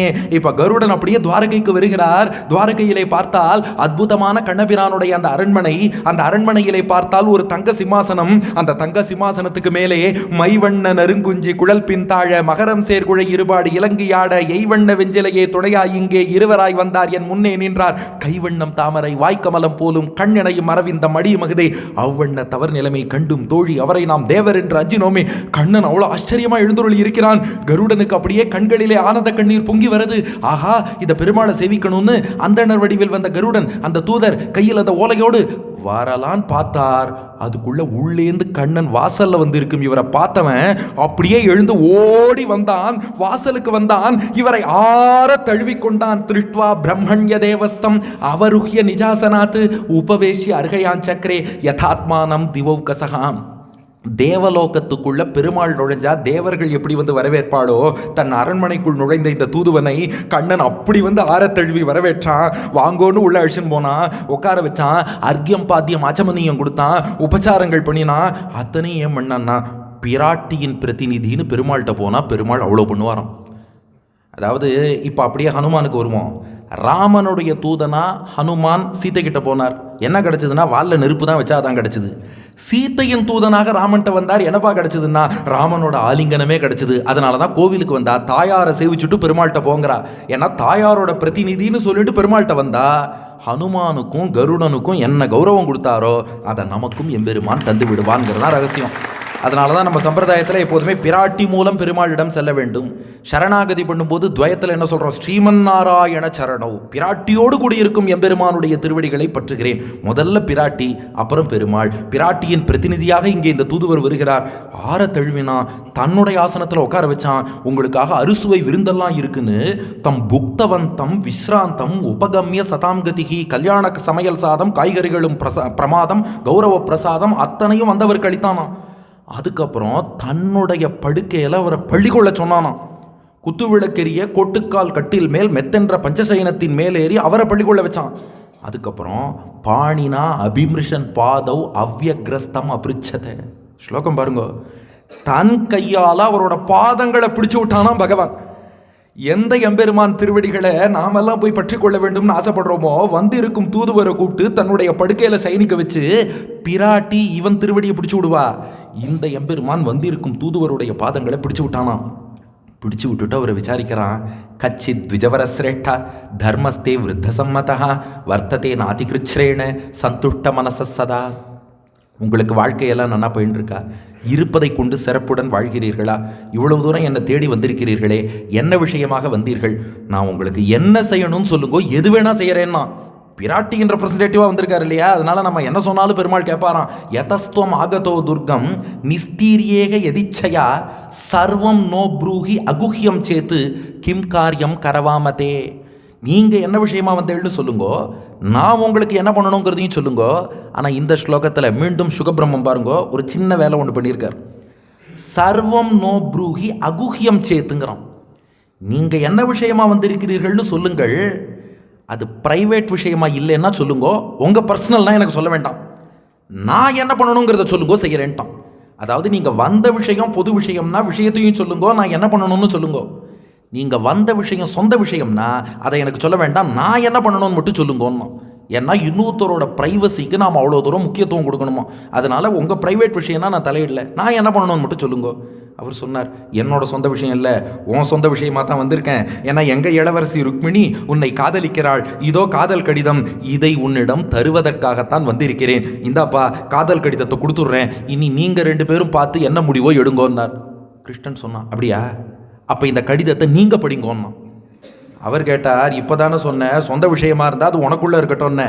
இது ஏன் சொந்த விஷயம் இல்லை, உன் சொந்த விஷயம் தானே, என்ன ஏன் படிக்க சொல்கிறேன்னு கேட்டார். இந்த இடத்துல வீரராகவ சுவாமி வியாக்கியானம் பாருங்கோ. அத பிராமணா ஸ்ரீகிருஷ்ண அனுக்ஞயா வாச்சிக்கம் வக்தி. கிருஷ்ணன் சொன்னானே, இல்லை இதை நீங்கள் தான் படிக்கணும்மா. அவர் சொன்னேன், அப்போ முன்னுக்கு பின் முரணாக பேசுகிறேன், என்னோட சொந்த விஷயம்னா வெளியில் சொல்லாதேங்கிற, உன் சொந்த விஷயத்தை காதல் கடிதத்தை நான் எப்படி படிக்க முடியும்? என்ன ரகசியம்னா, பெருமாளுக்கும் தாயாருக்கும் நடைபெறும் காதல்ங்கிறது அவளுக்குள்ள சொந்த விஷயம் கிடையாது, அடியார்களின் அனுபவத்துக்காக, நம்முடைய விஷயம் மாதிரி கிடையாது. பெருமாளும் தாயாரும் சிருங்கார சேட்டி தான் அனுபவிக்கிறான்னா அது லோக்கத்தில் பார்க்குற மாதிரி உடல் ரீதியான விஷயம் கிடையாது, அது உலகியல் ரீதியான காதல் கிடையாது, அது திவ்ய தம்பதிகளுக்குள் இடையே நடைபெறக்கூடிய தெய்வீக சிருங்கார ரசம். பக்தர்கள் ஒவ்வொரு நாளும் அனுபவித்து ஆனந்தப்பட வேண்டிய ரசம். அதனால் கிருஷ்ணன் சொன்னானா, இதை நானே படிச்சுட்டேன்னா எங்களுக்குள்ளே முடிஞ்சு போயிடும். நீங்கள் படித்தேன்னா புராணத்தில் ரெக்கார்டாகி நாளைக்கு பாலாஜி டெம்பிள் ஆஃப் கிரேட் லேக்ஸில் சப்தாகத்தில் 7வது நாளில் இந்த 7 ஸ்லோகத்தையும் எல்லாரும் அனுபவிக்கட்டும், சத்தமாக படிங்கோன்னா. அதனால் அவர் படிக்கிறார். இப்போது காட்சி என்னென்னா, துவாரகையில் கண்ணனுடைய பிரம்மாண்டமான அரண்மனை. இந்த அந்தணர் தூதுவர் கருடன் அந்தணர் வேஷத்தில் வந்திருக்கார். கையில் ஓலை. படியுங்கள் என்றான் கண்ணன். 7 ஸ்லோகங்கள் படிக்க ஆரம்பிக்கிறார். 7 என்பதே சிறப்பான எண்ணும்பா. மேல் உலகங்கள் 7, கீழ் உலகங்கள் 7, தீபங்கள் 7, சமுத்திரங்கள் 7, குலமலைகள் 7, திருமலையில் உள்ள மலைகள் 7, ஸ்ரீரங்கத்தில் உள்ள பிராகாரங்கள் 7, மோட்சபுரிகள் 7, சங்கீதத்தில் உள்ள ஸ்வரங்கள் 7, ராமாயணத்தில் உள்ள காண்டங்கள் 7. இதோ ருக்மிணி அருளிய ஸ்லோகங்கள், அதன் எண்ணிக்கையும் 7. தோனி ஷர்ட்டில் உள்ள நம்பர் கூட 7. இது மாதிரி இன்னும் நிறைய சொல்லலாம். 7 என்பதற்கு எத்தனையோ சிறப்புகள் உண்டு. இப்போ 7 ஸ்லோகங்கள். முதல் ஸ்லோகம் படிக்க ஆரம்பிக்கிறார். ஸ்ருத்வா குணான் புவன சுந்தர ஸ்ருண்வதாந்தே நிர்விஷ்ய கர்ண விவரைர் ஹரதோங்கதாபம் ரூபம் திருஷாம் திருஷிமதாம் அகிலார்த்தலாபம் துவய்யச்சுத ஆவிஷதி சித்தம் அபத்ரபம் மே. கிருஷ்ணனை காதல் கடிதத்தில் அட்ரஸ் பண்ணணும். என்ன சொல்லி கூப்பிடலான்னு யோசிச்சாலாம் ருக்மிணி. யோசிச்சு கரெக்டாக ஒரு வார்த்தை போட்டா, மிஸ்டர் யூனிவர்ஸ் புவன சுந்தரா, உலக அழகனேன்னு கூப்பிட்டா. இவரை போல வேற அழகன் யார்? அந்த அழகு இருக்கே, அழக சொல்கிறதுக்கு நம்மள்கிட்ட என்ன வார்த்தை இருக்குது? ஆலமா மரத்தின் இளமேல் ஒரு பாலகனாய் ஞாலமேழு முண்டான் அரங்க தரவி நடையான் கோலமாமணி ஆரமும் முத்து தாமமும் முடிவில்லதோரில் நீலமேனி ஐயோ நிறை கொண்டதென் நெஞ்சினையே. ஐயோங்கிறத தவிர என்ன வார்த்தை சொல்கிறது? ஐயோ என்ன அழகு! திருமங்கையாழ்வார், தோடவிழ் நீல மனம் கொடுக்கும் சூழ்புணல் சூழ் குடந்தை கிடந்த சேடர்கொல் என்று தெரிக்க மாட்டேன், செஞ்சுடர் ஆழியும் சங்கும் ஏந்தி பாடக மெல்லடியார் வணங்க பல்மணி முத்தோடு இலங்கு சோதி ஆடகம் பூண்டு ஒரு 4 தோளும் அச்சோ ஒருவர் அழகியவா. கம்பர் வந்தார். வெய்யோன் ஒளி தன்மேனியின் விரி சோதியில் மறைய பொய்யோ என்னும் இடையாளோடும் இளையானோடும் போனான் மையோ மரகதமோ மரிகடலோ மழிமுகிலோ ஐயோ இவன் வடி வென்பதோர் அழியா அழகுடையான் புவன சுந்தரா. ருக்மிணி எழுதுறாளா, உன்னை என்ன சொல்லி அழைக்கலாம்னு யோசிச்சேன்டா. ஒரே வார்த்தை, புவனம்னா உலகம், சுந்தரன்னா பேரழகன், மிஸ்டர் யூனிவர்ஸ், உலக அழகனே புவன சுந்தரா. நீ நரசிம்மனா அவதாரம் பண்ண, அப்ப அழகிய சிங்கம் சுந்தரனா இருந்த. பரசுராமனா வரும்போது கோபக்காரன் ஆயிட்ட, அதனால நசுந்தரன் ஆயிட்ட. நரசிம்மன் சுந்தரன். பரசுராமன் கொஞ்சம் கோபம், ந சுந்தரன். ராமனாக வந்த வனசுந்தரன், காட்டில் அழகா இருந்த சுந்தரன், ந சுந்தரன், வனசுந்தரன். இப்ப கிருஷ்ணனா வந்த புவன சுந்தரனாக ஆகிவிட்டாய். சுந்தரா, நசுந்தரா, வனசுந்தரா, புவன சுந்தரா. புவன சுந்தரன் கிருஷ்ணன், வன சுந்தரன் ராமன், ந சுந்தரன் பரசுராமன், சுந்தரன் நரசிம்மன், புவன சுந்தரா கிருஷ்ணா. ஸ்ருத்வா குணான், உன் குணங்களை காதார கேட்டண்டா. அது என்ன பண்ணிட்டுன்னா, சிறுன்வதாந்தே நிர்விஷ்ய கர்ண விவரைர் ஹரதோங்க தாபம். காது துவாரம் வழியா உன் குணங்கள் அப்படியே மனசுக்குள்ள போய் மனசுல உள்ள தாபங்கள் எல்லாம் போக்கெடுத்து. நம்ம பகவானுடைய குணங்களை கேட்டால் நம்ம கஷ்டமெல்லாம் தீரும், அவசியம் தீரும். அது பின்னாடி. ஆனால் கேட்கும் போதே அந்த கஷ்டங்களால் மனதில் ஏற்பட்ட வேதனையும் தாபமும் இருக்கே, அந்த நொடியே போயிடுறதுடா. உன் சரித்திரம் காது வழியாக உள்ள வரும்போதே மனசில் இருக்க தாபங்கள்லாம் விலகிடுறது. வாசலில் வரும்போது ஒத்தொத்தரும் எத்தனையோ டென்ஷன், 1000 கவலை எல்லாத்தையும் வச்சுன்னு தான் வந்திருப்போம். உள்ளே வந்தோம், நம்ம கிரேட் லேக்ஸ் பாலாஜி பெருமான் முன்னாடி உட்காந்தோம், கண்ணனுடைய சரித்திரத்தை காதால் வாங்கினோம். இப்போ மனசில் அந்த எந்த கவலையும் தெரியலையே, எங்கே போச்சுன்னா உன்னுடைய குணங்கள் எங்கள் மனசில் உள்ள தாபங்கள் அப்படி போக்குறதுடா. அதுதான்டா உன்னுடைய குணங்களின் பெருமை. உன் குணங்கள் அப்படின்னா ரூபம் திருஷாம் திருஷிமதாம் அகிலார்த்த லாபம். நாங்கள் கண் படைத்த பையனே உன்னுடைய திருமேனியை காண்பது தாண்டா. கண்ணுன்னு எதுக்கு இருக்குன்னா, கண் படைத்தவன் ஒரு முறையாவது இந்த கண்ணனுடைய திருமேனியை சேவிக்கணும். கண்ணனை காணாத கண் என்ன கண்ணே, கண்ணிமைத்து காண்பார்தம் கண் என்ன கண்ணே. கட்டான கட்டழகு கண்ணா, உன்னை காணாத கண்ணும் ஒரு கண்ணா. இவனை காண்பதுதான் கண் படைத்த பயன். அதனால தோய் அச்சுதா, அச்சுதன்னா அடியார்களை நழுவ விடாதவன் அர்த்தம். நாம் பெருமாள்கிட்ட ஒரு தடவை வந்துட்டு ஏதோ பிரார்த்தனை பண்ணிட்டு, எனக்கு இதெல்லாம் பிடிக்கல போகிறேன்னாலும் அவர் சொல்வாரான், என்கிட்ட வந்துட்டியோ இல்லையோ நான் உன்னை விடமாட்டேன்னு இழுத்து பிடிப்பாரான். அச்சுதா, அடியார்களை நழுவ விடாதவனே. ஆவிஷத்தி சித்தம், என் மனசு உன்னை நோக்கி ஓடி வருதுடா, காதல் உன்னை நோக்கி பொங்கி வருதுடா. அபத்திரப்பம் மேன்னா, திரப்பம்னா வெட்கம்னு அர்த்தம். நாணத்தை கடந்து உங்ககிட்ட என் காதலை சொல்கிறேன். அந்த நாளில் பெண் ஆண்கிட்ட காதலை சொல்லவே மாட்டாளாம், ஆண் தங்கிட்ட சொல்லட்டோன்னு இருப்பாளாம். இந்த ஸ்லோகம் பாருங்க, அபத்திரப்பமே, நானே நாணத்தை கடந்து அச்சம் மடம் நாணம் பயிர்ப்புன்னு பெண்ணுக்கு 4 சோறு போட்டிருக்கா, அதை தாண்ட மாட்டா. ஆனால் அதை தாண்டி நான் இந்த காதலை உங்களிடம் சொல்கிறேன். சித்தம் அபத்திரப்பமே, அந்த நாணத்தை கடந்து உங்ககிட்ட என்னுடைய காதலை இந்த முதல் ஸ்லோகத்தின் வாயிலாக தெரிவித்துக் கொள்கிறேன்னா. ஞாபகம் வச்சுக்க ஒரு உதாரணம் சொல்கிறேன். இந்த காயத்ரி மந்திரம் ஜபம் பண்ணுறோம் இல்லையா, அப்போ எண்ணும் போது என்ன பண்ணுவோம்னா, இந்த கட்டை விரல் போய் மற்ற விரல் எல்லாத்தையும் போய் தொடும். மற்ற விரல் என்னைக்காவது கட்ட விரலை தொட்டிருக்கா? காயத்ரி ஜபம் பண்ணுறவாளுக்கு இது தெரியும். நம்ம கட்ட விரலால் ஒவ்வொரு விரலாக தொட்டுண்டே வரோம். ஏன் மற்ற விரல் கட்ட விரலை தொடப்படாதான்னா, இதுக்கு வேதத்தில் ஒரு நுட்பம் சொல்கிறா. சான்ஸ்கிரிட்டில் கட்ட விரல் ஆண்பால் அங்குஷ்டன்னு பேர், மற்ற 4 விரலும் பெண்பால் அங்குழின்னு பேர். அங்குஷ்டன்கிற ஆண் அங்குழிங்கிற மற்ற பெண்ணை போய் தொடுவான். ஆனால் அங்குழிங்கிற பெண் ஆணை தொடமாட்டாளாம். ஆண் தான் பெண் பின்னாடி போவான், பெண் ஆணை தேடி வரமாட்டாளாம். ஆனால் ருக்மிணி என்ன சொல்கிறா, நான் அந்த ரூலை மீறி நான் உன்னை விரும்புகிறேன். முதல் ஸ்லோகத்தின் சாரம் தான். கிருஷ்ணா, நீ பேரழகன், உலகத்திலே உன்னை போல ஒரு அழகன் கிடையாது. உன் குணங்களை கேட்டால் காது வழியாக உள்ளத்தை குளிர்விக்கிறது. உன்னுடைய வடிவமோ கண் படைத்த பயனை அதை காண்பது தான். அதனால் அச்சுதா, அடியார்களை கைவிடாதவனே, என் மனம் நாணத்தை கடந்து உன்னை நாடி வருகிறது என்று தன் காதலை முதல் ஸ்லோகத்தில் சொல்லிட்டா. இப்போ 2வது ஸ்லோகம் ருக்மிணி யோசிச்சா, நாணத்தை கடந்து வரேன், நாணத்தை கடந்து வரேன் திரும்ப திரும்ப 4 தடவை சொன்னால் கிருஷ்ணனுக்கு என்ன தோணும்? இப்போ நம்ம கல்யாணம் பண்ணிக்கிற பெண் அச்சம் மடம் நாணம் பயிர்ப்பு இந்த குணமெல்லாம் உள்ள ஒரு நல்ல குடும்பத்து பெண்ணாக இருப்பான்னு பார்த்தா, முதல் ஸ்லோகத்திலேயே நாணத்தை கடந்து உன்னை நாடி வரேங்கிறா. இவளை கல்யாணம் பண்ணிக்கலாமா வேண்டாமான்னு யோசிப்பான் இல்லையா? அதுக்கு பதில் தான் 2வது ஸ்லோகமா. கிருஷ்ணா, நாணத்தை கடந்து வரேன்னா அது என் மேலே தப்பு இல்லை, நீ அவ்வளோ அழகா இருக்க, உன் அழகு மேலே தப்புன்னு 2வது ஸ்லோகத்தில் பதில் சொல்கிறா. காத்வா முகுந்த மகதி குலசீல ரூப வித்யா வயோத்ரவிண தாமபிராத்மதுல்யம் தீராபதிம் குலவதி நவ்ரணீத கன்யா காலே நிருசிம்ஹ நரலோக மனோபிராமம். குலவதி, நான் நல்ல குடும்பத்தில் பிறந்தவ தான், நான் அச்சம் மடம் நாணம் பயிர்ப்பு எல்லாம் கொண்டவள் தான். ஆனால் என்ன பண்ணுறது கிருஷ்ணா, நல்ல குடும்பத்தில் பிறந்த எந்த பெண் தான்? காத்வா, எந்த ஒரு பெண் தான் உன்னை பார்த்தா காதல் வரலன்னு சொல்லுவா? அது உன் அழகின் சிறப்புடா. இது அப்படியே திருவாய்மொழியில் எங்கனேயோ அன்னை மீர்காள்னு பாசுரம், திருக்குறுங்குடி. நம்மாழ்வாருடைய பெண் பாவம் பராங்குஷ நாயகி. திருக்குறுங்குடி திவ்ய தேசத்தில் திருக்குறுங்குடி நம்பி பெருமாளை பராங்குஷ நாயகி சேவிச்சுட்றா. சேவிச்சுட்டு பெருமாள் மீது பைத்தியம் பிடிச்ச மாதிரி காதல் கொண்டிருக்காளாம். இதை பார்த்துட்டு அவள் அம்மா திட்டுறா பராங்குஷ நாயகி, ஏ கோவிலுக்கு போனோமா வந்தோமான்னு இல்லாமல் என்ன ஏதோ பெருமாளை பார்த்து காதல் அது இதுன்னு சொல்லிட்டு இருக்க, நாங்களும் தானே கோவிலுக்கு போனோம், அவள் வந்துட்டோம் என்ன அப்படின்னு கோச்சுட்டானோ. உடனே பராங்குஷ நாய்க்கு கேட்டாலும், ஏம்மா கோச்சுக்கிறேன்னா? கோச்சுக்காமல் என்னடி பண்ணுறது, கோவிலுக்கு போயிட்டு வந்தால் பெருமாளை காதலிக்கிற அது இதுங்கிற. பராங்குஷ நாய்க்கு சொன்னாலும், என்னை கோச்சிக்காத, நீ பெருமாள் மேலே கோவப்படுன்னா.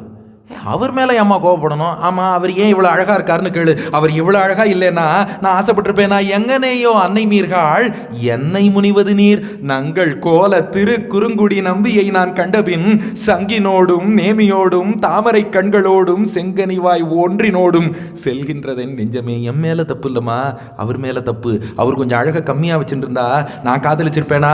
இப்போ ருக்மிணி பதில் சொல்கிறா, என் நாணத்தில் குறையில்லை, உன் அழகில் தான் நிறை இருக்குது. நான் நாணம் நிரம்பியவள் தான், ஆனால் உன் அழகு ரொம்ப ரொம்ப ரொம்ப ரொம்ப அதிகமாக இருக்கிறதுனால உன்னுடைய குல, நீ அவதரித்த குலம் என்ன, சீல உன்னுடைய நல்லொழுக்கம் என்ன, ரூப உன்னுடைய வடிவம், வித்யா உனது கல்வி, வயகா உன் பருவம், திரவிண நீ செல்வத்தை தானம் பண்ணக்கூடிய பாங்கு, தாமபிகி உன்னுடைய அற்புதமான துவாரகைங்கிற இருப்பிடம். இதை பார்க்கும்போது எந்த பெண் தாண்டா காலே உரிய காலத்தில் நிருசிம்ஹான்னா, இந்த இடத்துல நிருசிம்ஹான்னா ஆண் சிங்கமேன்னு அர்த்தம். நிரு அப்படின்னா இங்கே நரன் ஆணுன்னு அர்த்தம், சிம்மம்னா சிங்கம். ஆண் சிங்கம் போல் இருக்கும் கிருஷ்ணா. முகுந்தான்னா, முகுந்தன்னா முக்தி அளிப்பவன் அர்த்தம். சம்சாரத்திலேருந்து எல்லாருக்கும் முக்தி அளிக்கிற, விடுதலை கொடுக்குற. இந்த சிசுபாலன்ட்டேருந்து எனக்கு கொஞ்சம் முக்தி விடுதலை கொடுக்கப்படாதோப்பா முகுந்தா. நிருசிம்மா ஆண் சிங்கமே. நரலோக மனோபிராமம், உலகத்தில் உள்ள அத்தனை பேருடைய மனத்துக்கும் இனியவனாக இருக்கிறாய். உன்னை பார்த்தா எல்லாருக்கும் காதல் வரத்தான் செய்யும். என் குணங்களில் குற்றமில்லை, உன் அழகில் பெருமை இருக்கிறது. இதை 2வது ஸ்லோகத்தில் கிளாரிஃபை பண்ணிட்டா. இது வரைக்கும் என்னென்ன பேரால் அழைச்சிருக்கா பாருங்க, புவன சுந்தரா, அச்சுதா, முகுந்தா, நிருசிம்மா. இப்போ 3வது ஸ்லோகம் தாமரை கண்ணாங்கிறான். அந்த தாமரை கண்களால் என்னை கட்டாட்சம் பண்ண வேண்டாமாடா. தன்மே பவான் கலு விருத பதிரங்கஜாயாம் ஆத்மார்ப்பிதச்ச பவதோத்ர விபோ விதேஹி மா வீர பாகம் அபிமர்ஷத்து சைத்ய ஆராத்து கோமாயுவன் மிருகபதேர் பலிமம்புஜாக்ஷ. நீ தான் எனக்கு கணவன், நான் உன்னை வரிச்சுட்டேன், உன்னை தேர்ந்தெடுத்துட்டேன். ஆனால் எங்கள் வீட்டில் இருக்கிறவாள்லாம் சிசுபாலனுக்கும் எனக்கும் கல்யாணம் பண்ணி வைக்கணும்னு நினைக்கிறாடா. அது ரொம்ப தப்பு. ஏன்னா காட்டில் சிங்கத்துக்குன்னு எடுத்து வச்ச உணவை நரி மோந்து பார்த்தா கூட தப்பு. யாதவ சிம்மமான உனக்குன்னு ஏற்பட்ட என்ன சிசுபாலன் மனசால நினைச்சாலும் தப்புன்னா. எங்கே கேள்விப்பட்டிருக்கேடா? அப்படியே ஆண்டாள் பாசுரம், நாச்சியார் திருமொழியில், வானிடை வாழும் அவ்வானவர்க்கு மறையவர் வேள்வியில் வகுத்த அவி கானிடை திரிவதோர் நரி புகுந்து கடப்பதும் மோப்பதும் செய்வதொப்ப ஊனிடை ஆழிசங் உத்தமர்க்கென்று உன்னித்தெழுந்த என் தடமுலைகள் மானிடவர்க்கென்று பேச்சுப்படில் வாழகில்லேன் கண்டாய் மன்மதனே. அப்படியே சிங்கத்துக்குன்னு எடுத்து வைத்த உணவை நரி மோந்து பார்த்தா தப்புன்னு ருக்மிணி சொன்னா. ஆண்டாள் யாகத்தில் தேவர்களுக்குன்னு வச்ச அவிசை நரி மோந்து பார்த்தா தப்புன்னா. ஏன் இந்த வேறுபாடுனா, ஆண்டாள் பெரிய வைதிகர், பெரியாழ்வாருடைய திருக்குமாரத்தையாக இருந்துட்டா. அவளுக்கு யாகம் யஜ்யம் வேள்வி இதெல்லாம் நிறையா பார்த்ததுனால யாகத்தில் வச்ச உணவை நரி மோந்து பார்த்தா தப்புன்னா. ருக்மிணி க்ஷத்ரிய குலத்தில் பிறந்ததுனால இந்த சிங்கம் காடு சண்டை இதெல்லாம் நல்லா தெரியும். அதனால சிங்கத்துக்குன்னு எடுத்து வச்ச உணவை நரி மோந்து பார்த்தா தப்பு. ஆக மொத்தம் சிசுபாலன் என்னை நினச்சி பார்த்தாலே தப்பு, நீ தான் மணக்கணும். இதை 3வது ஸ்லோகத்தில் சொன்னா. இப்போ 4வது ஸ்லோகம், அவள் பிராட்டியாக இருந்தாலும் தன்னை ஒரு சாதாரண மானிட பெண்ணாக கருதி அந்த அவதார தசையில் சொல்லிக்கிறா, நான் முன் ஜென்மங்களில் பெருமாளை நான் ஆராதிச்சிருந்தேன்னா அந்த பெருமாள் எனக்கு ஏதாவது கருணை காமிச்சா நீ தாண்டா என் கையை பிடிக்கணும், சிசுபாலன் என் கையை பிடிக்கக்கூடாது. பூர்த்தேஷ்ட தத்த நியமவிரத தேவ விப்ர குர்வர்ச்சனாதிபிரலம் பகவான் பரேஷா ஆராதிதோ யதி கதாக்ரஜ ஏத்யபாணிம் கிருண்ணாத்துமேன தமகோஷ சுதாதயோன்யே. பூர்த்தம், நான் சோஷியல் சர்வீஸ்லாம் நான் என்ன பண்ணியிருந்தா, பொது தொண்டு, குளம் வெட்டுதல், கிணறு வெட்டுதல், தண்ணீர் பந்தல் அமைத்தல், தோட்டம் அமைத்தல், இதெல்லாம் பண்ணி இஷ்ட யாக யஜ்யங்கள் பண்ணி தத்த தானம் கொடுத்து நியமவிரத விரதங்கள் இருந்து தெய்வத்தை பூஜித்து விப்ர வேதம் படித்தவாளை பூஜித்து குருவர்ச்சனாதிபிகி ஆச்சாரியனை பூஜித்து இந்த 7ம் சரியாக பண்ணியிருந்தேன்னா அடுத்த 7 பாருங்க, முக்கியமான 7 எல்லாரும் வாழ்க்கையில் பண்ணணுமா. 1 பொது தொண்டு, 2 யாக யஜ்யங்கள், 3 தானம், 4 விரதங்கள், 5 தெய்வ பூஜை, 6 வேதம் படித்தவாளை பூஜிக்கணும், 7 ஆச்சாரியனை பூஜிக்கணும். இந்த 7ஐயும் நான் ஒழுங்காக பண்ணி இதனால் எம்பெருமான் திருப்தி அடைந்திருந்தால் சிசுபாலன் என் கையை பிடிக்கக்கூடாது, கதாகிரஜா நீ என் கையை பிடிக்கணும்னா. இது ஒரு நிமிஷம், இப்போ இந்த கதாகிரஜன்னா யாரு?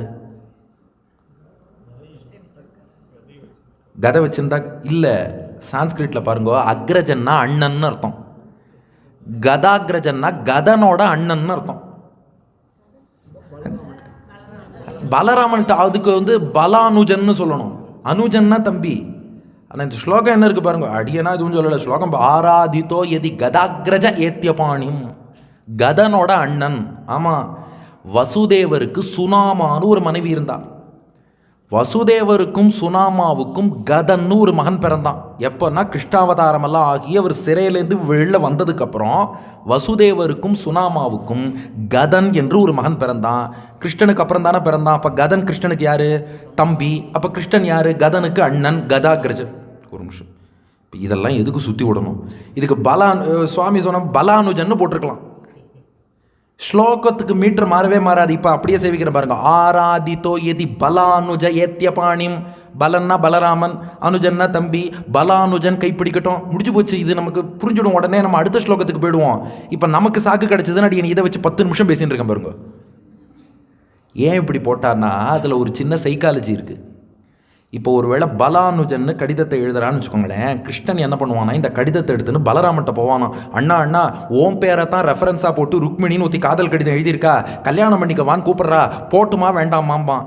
அண்ணனுடைய சைக்காலஜி என்ன சொல்லுவார்னா, டே கல்யாணங்கிறது வெளியிலேருந்து பார்க்கும்போது அப்படி தான்டா சந்தோஷமாக இருக்கும், உள்ளே போய் மாட்டின்டாதான் என்ன கஷ்டங்கிறது தெரியும். நான் ஒருத்தன் பண்ணிட்டு கஷ்டப்படுறது போராது, நீ வேற போய் கஷ்டப்பட போறியா? ஒரு அண்ணனா உனக்கு அறிவுரை சொல்கிறேன், இப்படியெல்லாம் கொடுப்பா, நம்பி போய் காலை வச்சிடாத, ஆழம் தெரியாமல் கால் வச்சு மாட்டிப்ப, போகாதேன்னு வரோம். அதனால அவன் என்ன பண்ணா, அண்ணன் பேரை போடாமல் தம்பி பேரை போட்டு கதனுடைய அண்ணன்னு போட்டாலும் இல்லையோ, கிருஷ்ணன் இதே கடிதத்தை எடுத்துன்னு தம்பி கதன்ட்ட போவான். டே கதா கதா ஓம் பேரை ரெஃபரன்ஸாக போட்டு, இது வரைக்கும் லோகத்தில் யாருமே உன் பேரை ரெஃபரன்ஸாக போட்டதே இல்லைடா, இருந்து ஓம் பேரை ஊற்றி ரெஃபரன்ஸாக உன்னை கண்டுபிடிச்சி உன் பேரை போட்டு உன்னோட அண்ணன்னு அட்ரஸ் பண்ணியிருக்கா, போட்டுமாம்பான்.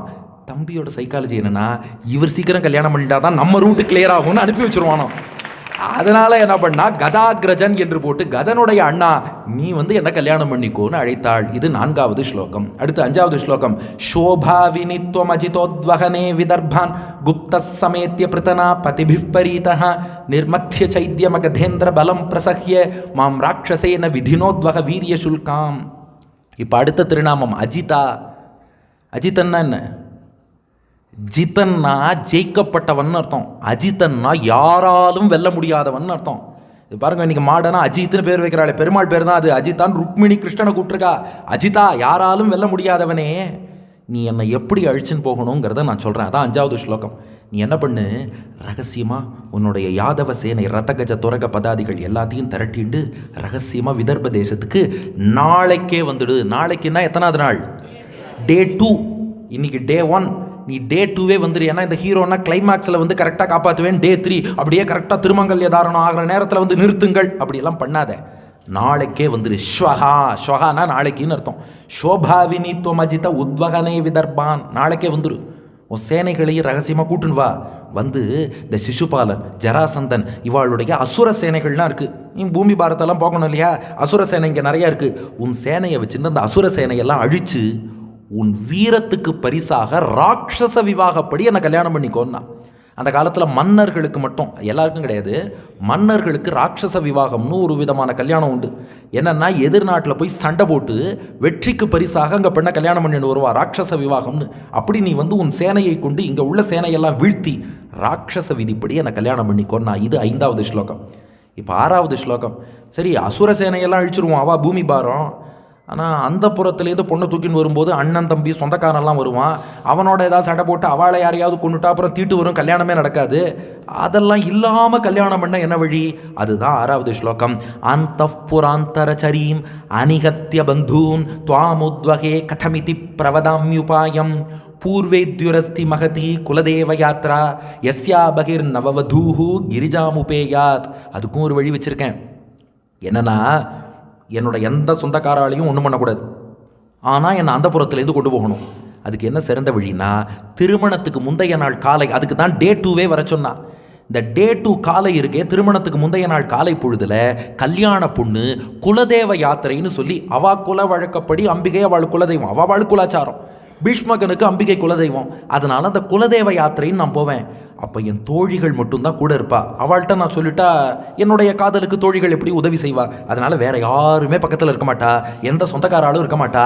அந்த கோவிலுக்கு போகிற நேரம் பார்த்து நீ அப்படியே வந்தேன்னா என்னை தேரில் ஏற்றிட்டு நேராக துவாரகைக்கு அழைத்து வந்து விடலாம். இது எளிமையான வழி. அதை தான் 6வது ஸ்லோகத்தில் சொல்கிறா. அதனால் டே 2 மார்னிங் வந்துடு. குலதேவ யாத்திரை போகும்போது என் தோழிகள் மட்டும்தான் இருப்பா. அந்த புறத்து இளவரசி போகிறதுனால ஆண்களும் வரமாட்டா. அந்த நேரம் என்னை அழைத்து செல். இது 6வது ஸ்லோகம். நிறைவான ஸ்லோகம். 7வது ஸ்லோகம் முக்கியமான ஸ்லோகம். கிருஷ்ணா, நீ வரலைன்னா சிசுபாலனுக்கு கழுத்தை நீட்டுவேன்னு மட்டும் நினைக்காத. எஸ் யாங்கிரி பங்கஜரஜஸ்னபனம் மகாந்தோ வாஞ்சந்த்யுமாபதி ரிவாத்ம தமோபகத்யை யர்யம் புஜாக்ஷண லபேய பவத் பிரசாதம் ஜஹ்யாம் அசூன் விரதகிருஷான் சத ஜன்மபிஸ்யாத். ஒருவேளை நீ வரலன்னா சிசுபாலனை கல்யாணம் பண்ணிக்க மாட்டேன். எந்த உணவும் உட்கொள்ளாமல் பட்னி இருந்து உயிரை விட்டு செத்துடுவேன். மீண்டும் பிறவி எடுப்பேன். அந்த பிறவியிலும் உனக்காக காத்திருப்பேன். அந்த பிறவியிலும் நீ வரலன்னா எந்த உணவும் உட்கொள்ளாமல் விரதம் இருந்து உயிரை விடுவேன். மீண்டும் பிறவி எடுப்பேன். அந்த பிறவியிலும் உனக்காக காத்திருப்பேன். நீ வராவிட்டால் விரதம் இருந்து உயிரை விடுவேன்.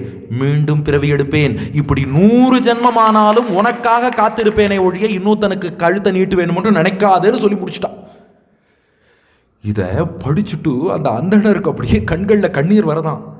அவர் இந்த கடிதம் என்னங்கிறத படிக்கலை. அவர் கொடுத்தா எடுத்துன்னு வந்துட்டார். இத்தியேதே குஹ்ய சந்தேஷா யொதிதேவ மயாகிருதாக விமர்சிய கர்த்தும் யச்சாத்திர கிரியதாம் ததனந்தரம். ஐயோ, எவ்வளோ உருகி காதல் கடிதம் எழுதியிருக்கா. கிருஷ்ணா, சீக்கிரம் அவளுக்கு என்ன பண்ணணுமோ நீங்கள் பண்ணுங்கோ. உபன்யாசம் ஆரம்பித்து கூட 1 மணி நேரம் ஆக போகிறது. அடுத்தடுத்து சீக்கிரம் ருக்மிணி கல்யாணம் ஆக வேண்டாமா, சீக்கிரமாக நடத்தி கொடுக்கணும் அப்படின்னு அவர் பிரார்த்திச்சார். கிருஷ்ணனும் கண்ணீர் விட்டானா. 53ஆம் அத்தியாயம் ஆரம்பிக்கிறது. கண்ணீரை தொடச்சிக்கிறான் கிருஷ்ணன்.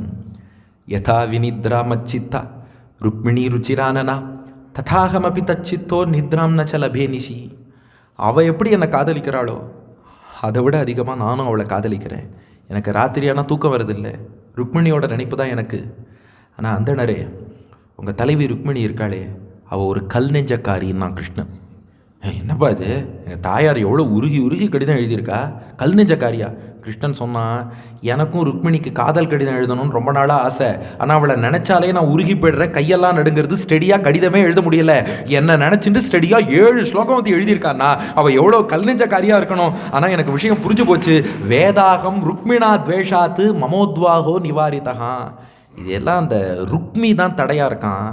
அவன் தன்னுடைய சொந்த விருப்பு அவனுக்கு என் மேலே துவேஷம்.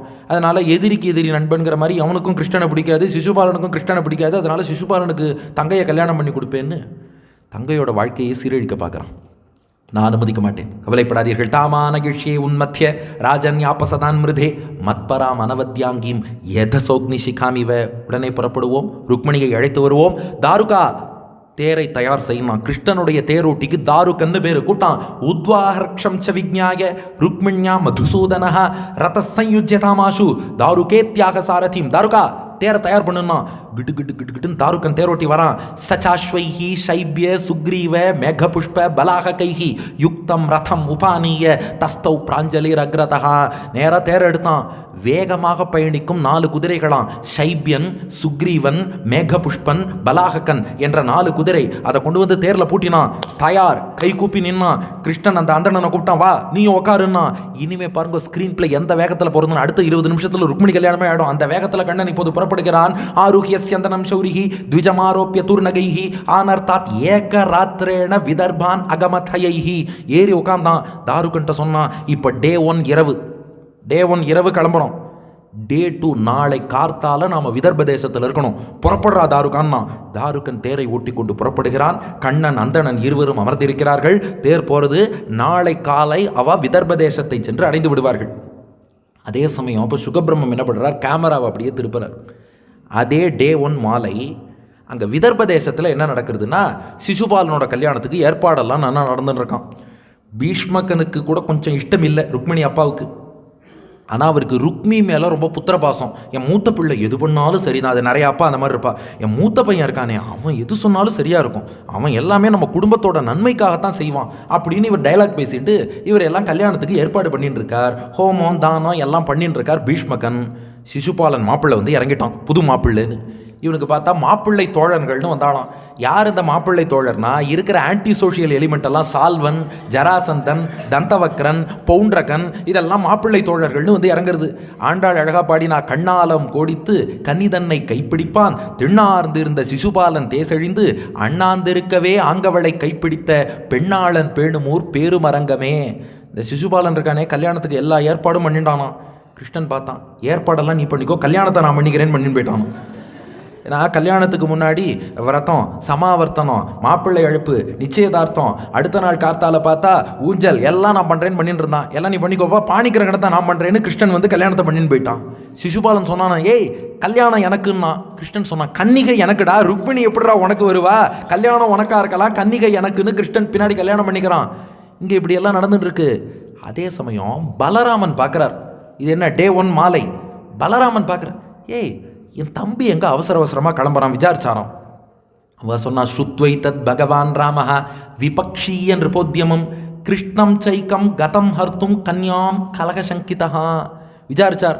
அவள் சொன்னா, இல்லை விதர்ப தேசத்துலேருந்து யாரோ ஒரு அந்தனர் வந்தார், என்னமோ ஒரு கடிதத்தை கையில் கொடுத்தார், உடனே கிடுக்குன்னு கிளம்பிட்டான். பலராமன் பார்த்தார், விதர்ப தேசமா? விதர்ப தேசத்தில் நாளை மறுநாள் சிசுபாலனுக்கு கல்யாணம். இவன் அந்த இடத்துக்கு போகிறான். சிசுபாலனுக்கும் என் தம்பிக்கும் ஆகாது. 2 2 4. ஏய் இவன் அங்கே போனால் ஏதாவது கலாட்டா பண்ணுவான், சேனையை திரட்டுங்கடான்னார். 5வது ஸ்லோகத்தை கிருஷ்ணன் மறந்துட்டான். 5வது ஸ்லோகத்தில் ருக்மிணி என்ன சொன்னா, ரகசியமாக அவன் சேனையை திரட்டின். பாருங்க, நீங்களும் மறந்துட்டே பாருங்க. ருக்மிணி 5வது ஸ்லோகத்தில் சேனையை திரட்டின்னு வாரினாலோ இல்லையோ, இவருக்கு அவசரத்தில் கிடுகிடுன்னு ஒரு தேரில் அந்த அந்தனர் அழிச்சுட்டு தாருகனை ஓட்ட சொல்லி போயிட்டார். இப்போ பலராமன் பார்த்தார், என் தம்பி அங்கே போனால் கலாட்டாவாகும், சேனையை திரட்டுடா. இந்த கைங்கரியம் பண்ணுறதுக்கு தான் ஆதிசேஷன் அண்ணனாக அவதாரம் பண்ணியிருக்கார். அதனால் எந்த நிலையில் இருந்தாலும் நம்மளால் முடிஞ்ச கைங்கரியம் பகவானுக்கு பண்ணிகிட்டே இருக்கணுமா. பலராமன் பார்த்தார், அவர் மிஸ் பண்ணா என்ன, நான் மிஸ் பண்ண மாட்டேன், சேனையை திரட்டுகிறேன்னு யாதவ சேனையை பலராமன் திரட்டி கொண்டு பலேன மகதா சார்த்தம் பிராத்ரு ஸ்நேக பரிப்ளுதா துவரித குண்டினம் பிராகாத்து கஜாஸ்வ ரத பத்திபிகி. ரத கஜ துரக பதாதிகள், யானைப்படை, குதிரைப்படை, தேர்ப்படை, காலாட்படை எல்லாத்தோடையும் பைபாஸ் ரூட்டில் போய் என் தம்பி நாளை காலை விதர்ப தேசம் செல்வதற்குள் இந்த சேனை அங்கே இருக்கணும்னு நான் பலராமன். இது அடியனா சொல்லலை, ஸ்லோகத்தில் இருக்கு. துவரித குண்டினம் பிராகாத்து, அவனுக்கு முன்னாடி துரிதமாக வேகமாக நாம் செல்ல வேண்டும். ஏன்னா பகவானுக்கு பெருமாளாவாளால் ஒன்றும் பண்ண முடியாதுங்கிறது வேற விஷயம். ஆனால் ஒரு உண்மையான தொண்டன் அவன் பெருமாள் மேலே கை வைக்கிறதுக்கு முன்னாடி நம்ம சேனை அங்கே இருக்கணும், சீக்கிரம் போங்கோன்னு சொல்லி பைபாஸ் ரோடில் எல்லா சேனையோடு விதர்ப தேசத்தை பலராமன் முன்பு சென்று அடைந்து விடுகிறார். இது ஒரு பக்கம் நடக்கிறது. இப்போ அப்படியே கேமராவை திருப்புறோம் பாருங்க. ஸ்க்ரீன் பிளேனா சுகபிரம்மத்தை பார்த்து கற்றுக்கணும். இப்போ அப்படியே ருக்மிணி கிட்ட கேமரா போகிறது. டே 1 இரவு. ருக்மிணி ஏங்கின்னு இருக்காளாம், ஒரு தூதுவரை அனுப்பினோமே, அவர் துவாரகைக்கு போனாரோ இல்லையோ. இன்றைக்கின்னா வாட்ஸ்அப்பில் ஒரு அப்டேட், லைவ் லொக்கேஷன் ஷேர் பண்ணுவோம், ஏதோ ஒன்று பண்ணிவிடுவோம். அந்த காலத்தில் எதுவுமே கிடையாது, கிணத்துல போட்ட கல் மாதிரி. அவர் துவாரகைக்கு போனாரோ இல்லையோ, துவாரகைக்கு போனாலும் மன்னனாகிய கிருஷ்ணனை சந்திச்சாரோ இல்லையோ, சந்திச்சாலும் இவரால் பேச முடிஞ்சதோ இல்லையோ, பேச முடிஞ்சாலும் கடிதத்தை கொடுக்க முடிஞ்சதோ இல்லையோ, கடிதத்தை கொடுத்தாலும் அதை கிருஷ்ணன் வாங்கி படித்தானோ இல்லையோ, அவன் கிருஷ்ணன் வாங்கி படித்தாலும் அந்த காதலை சம்மதிச்சானா இல்லையா, அப்படியே காதலுக்கு சம்மதிச்சாலும் ஐயோ சிசுபாலனுக்கு கல்யாணமா நாம தலையிட வேண்டான்னு பின்வாங்கினானா, இல்லை வருவதுன்னு முடிவெடுத்தானா, வருவதுன்னு முடிவெடுத்தா டே 2 வரப்போறானா, டே 3 வரப்போறானா, டே 2 வருவதுனா காலை வரப்போறானா, மாலை வரப்போறானா, ஒன்றுமே தெரியலையே, ஒன்றுமே தெரியலையே.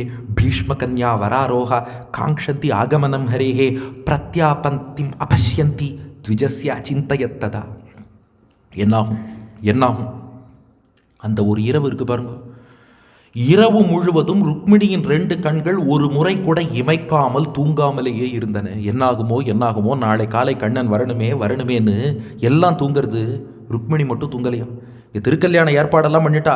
சிசுபாலன் வந்து இறங்கியிருக்கான். டே 1 இரவு, டே 2 ஆச்சு, அடுத்து டே 3னா கல்யாணம். இங்கே எல்லாம் மாப்பிள்ளையெல்லாம் வரவேற்று அவளை விடுதியில் தங்க வச்சுட்டா. எல்லாரும் உறங்குறா. பூ உறங்குது, பொழுதும் உறங்குது, நீ உறங்கவில்லை நிலவே. கான் உறங்குது, காற்றும் உறங்குது, நான் உறங்கவில்லை. மான் உறங்குது, மயில் உறங்குது, ருக்மிணி மனம் உறங்கவில்லை. என் வழி உறங்குது, மொழி உறங்குது, விழி உறங்கவில்லை. தென்றலிலே எனது உடல் தேய்ந்தது பாதி, அது தின்றதெல்லாம் போக இங்கே இருப்பது மீதி. திங்கள் நீயும் பெண் குலமும் ஒரு வகை சாதி, தெரிந்திருந்தும் சொல்ல வந்தா என்னடி நீதி. இரவு முழுவதும் ருக்மிணி பிராட்டி ஒருத்தி மட்டும் உறங்காமல் காத்திருக்கா. அப்படியே அடுத்த நாள் காலை பொழுது விடியறது. இப்போ டே 2 மார்னிங். பொழுது விடியும் போது நியமீலயத காலக்ஞா நேத்ரே சாஸ்ருகுலா குலே, ருக்மிணி கண்கள்லேருந்து கண்ணீர் வரதான். எவ்வளோ அழகான ஸ்லோகம் பாருங்க. வருத்தப்பட்டாலும் கண்ணீர் வரும், கண்ணை மூடாமல் திறந்து வச்சிருந்தாலும் கண்ணீர் வரும் இல்லையோ. இவ கண்கள்லேருந்து கண்ணீர் அதிகமாக பொங்கி வரதான். ஒன்று தூங்கலை, கண்ணை திறந்தே வச்சுட்டு இருக்கா. இன்னொன்று கண்ணன் வருவானோ மாட்டானோங்கிற ஏக்கம். அப்படி கண்ணீர் விட்டு இருக்கும்போது ஏவம் வத்வா பிரதீக்ஷந்தியா கோவிந்தாகமனம் இருப்பா. அந்த நேரம் கண்ணனுடைய அந்த தேர், தாருகன் ஓட்டி கொண்டு வந்த தேர் விதர்ப தேசத்துக்குள் நுழையறதான். அவ்வாறு நுழையும் போது வாம ஊரூர் புஜோ நேத்திரம் அஸ்புரன் பிரியபாஷினகா. இப்போது ருக்மிணிக்கு என்னாச்சான், அவளுடைய இடது கண், இடது தோள், இடது தொடை 3 துடிச்சுதான். இந்த பல்சேஷன் ஆங்கிலத்தில் சொல்லுவோம் பாருங்க. இடது கண், இடது தோள், இடது தொடை 3 மட்டும் துடிச்சுதான். அதாவது ஆணுக்கு வலப்புறம் துடித்தால் மங்கலம், இடப்புறம் துடித்தால் அமங்கலம். பெண்ணுக்கு அப்படியே ரிவர்ஸ். இடப்புறம் துடித்தால் மங்கலம், வலப்புறம் துடித்தால் அமங்கலம். இடது கண் துடிக்கிறது, இடது தோள் துடிக்கிறது, இடது தொடை துடிக்கிறது. ருக்மிணிக்கு புரிஞ்சு போச்சு, கண்ணன் வந்து விட்டான், கண்ணன் வந்து விட்டான், கண்ணன் வந்து விட்டான். யாருக்காக தேடிக்கொண்டிருந்தேனோ, யாரை எதிர்பார்த்து கொண்டிருந்தேனோ அந்த கண்ணன் வந்தான்னு ருக்மிணிக்கு இப்பவே ஆனந்தம். ஆனா இங்க பாருங்க, பகவானுடைய திருவுள்ளத்தை. கிருஷ்ணனும் இரவு முழுக்க தூங்காமையே இருந்தானா. ஏன்னா நாம புறப்பட்டு வரோம் சரி, ஆனால் நம்ம வந்துன்னு இருக்கோங்கிறது ருக்மிணிக்கு தெரியாதே. எப்படி தெரிவிப்பதுன்னு ஏங்கிக் கொண்டே இரவு முழுவதும் தூங்காமல் இருந்தவன் விதர்ப தேசம் வந்ததும் இந்த தூதுவர் அந்தனர் இருக்காரு, நீங்கள் நேராக ருக்மிணிகிட்ட போய் நான் வந்துட்டேன்னு சொல்லுங்கன்னு அவர் அனுப்புகிறான். அவர் ருக்மிணிகிட்ட ஓடி வரார்.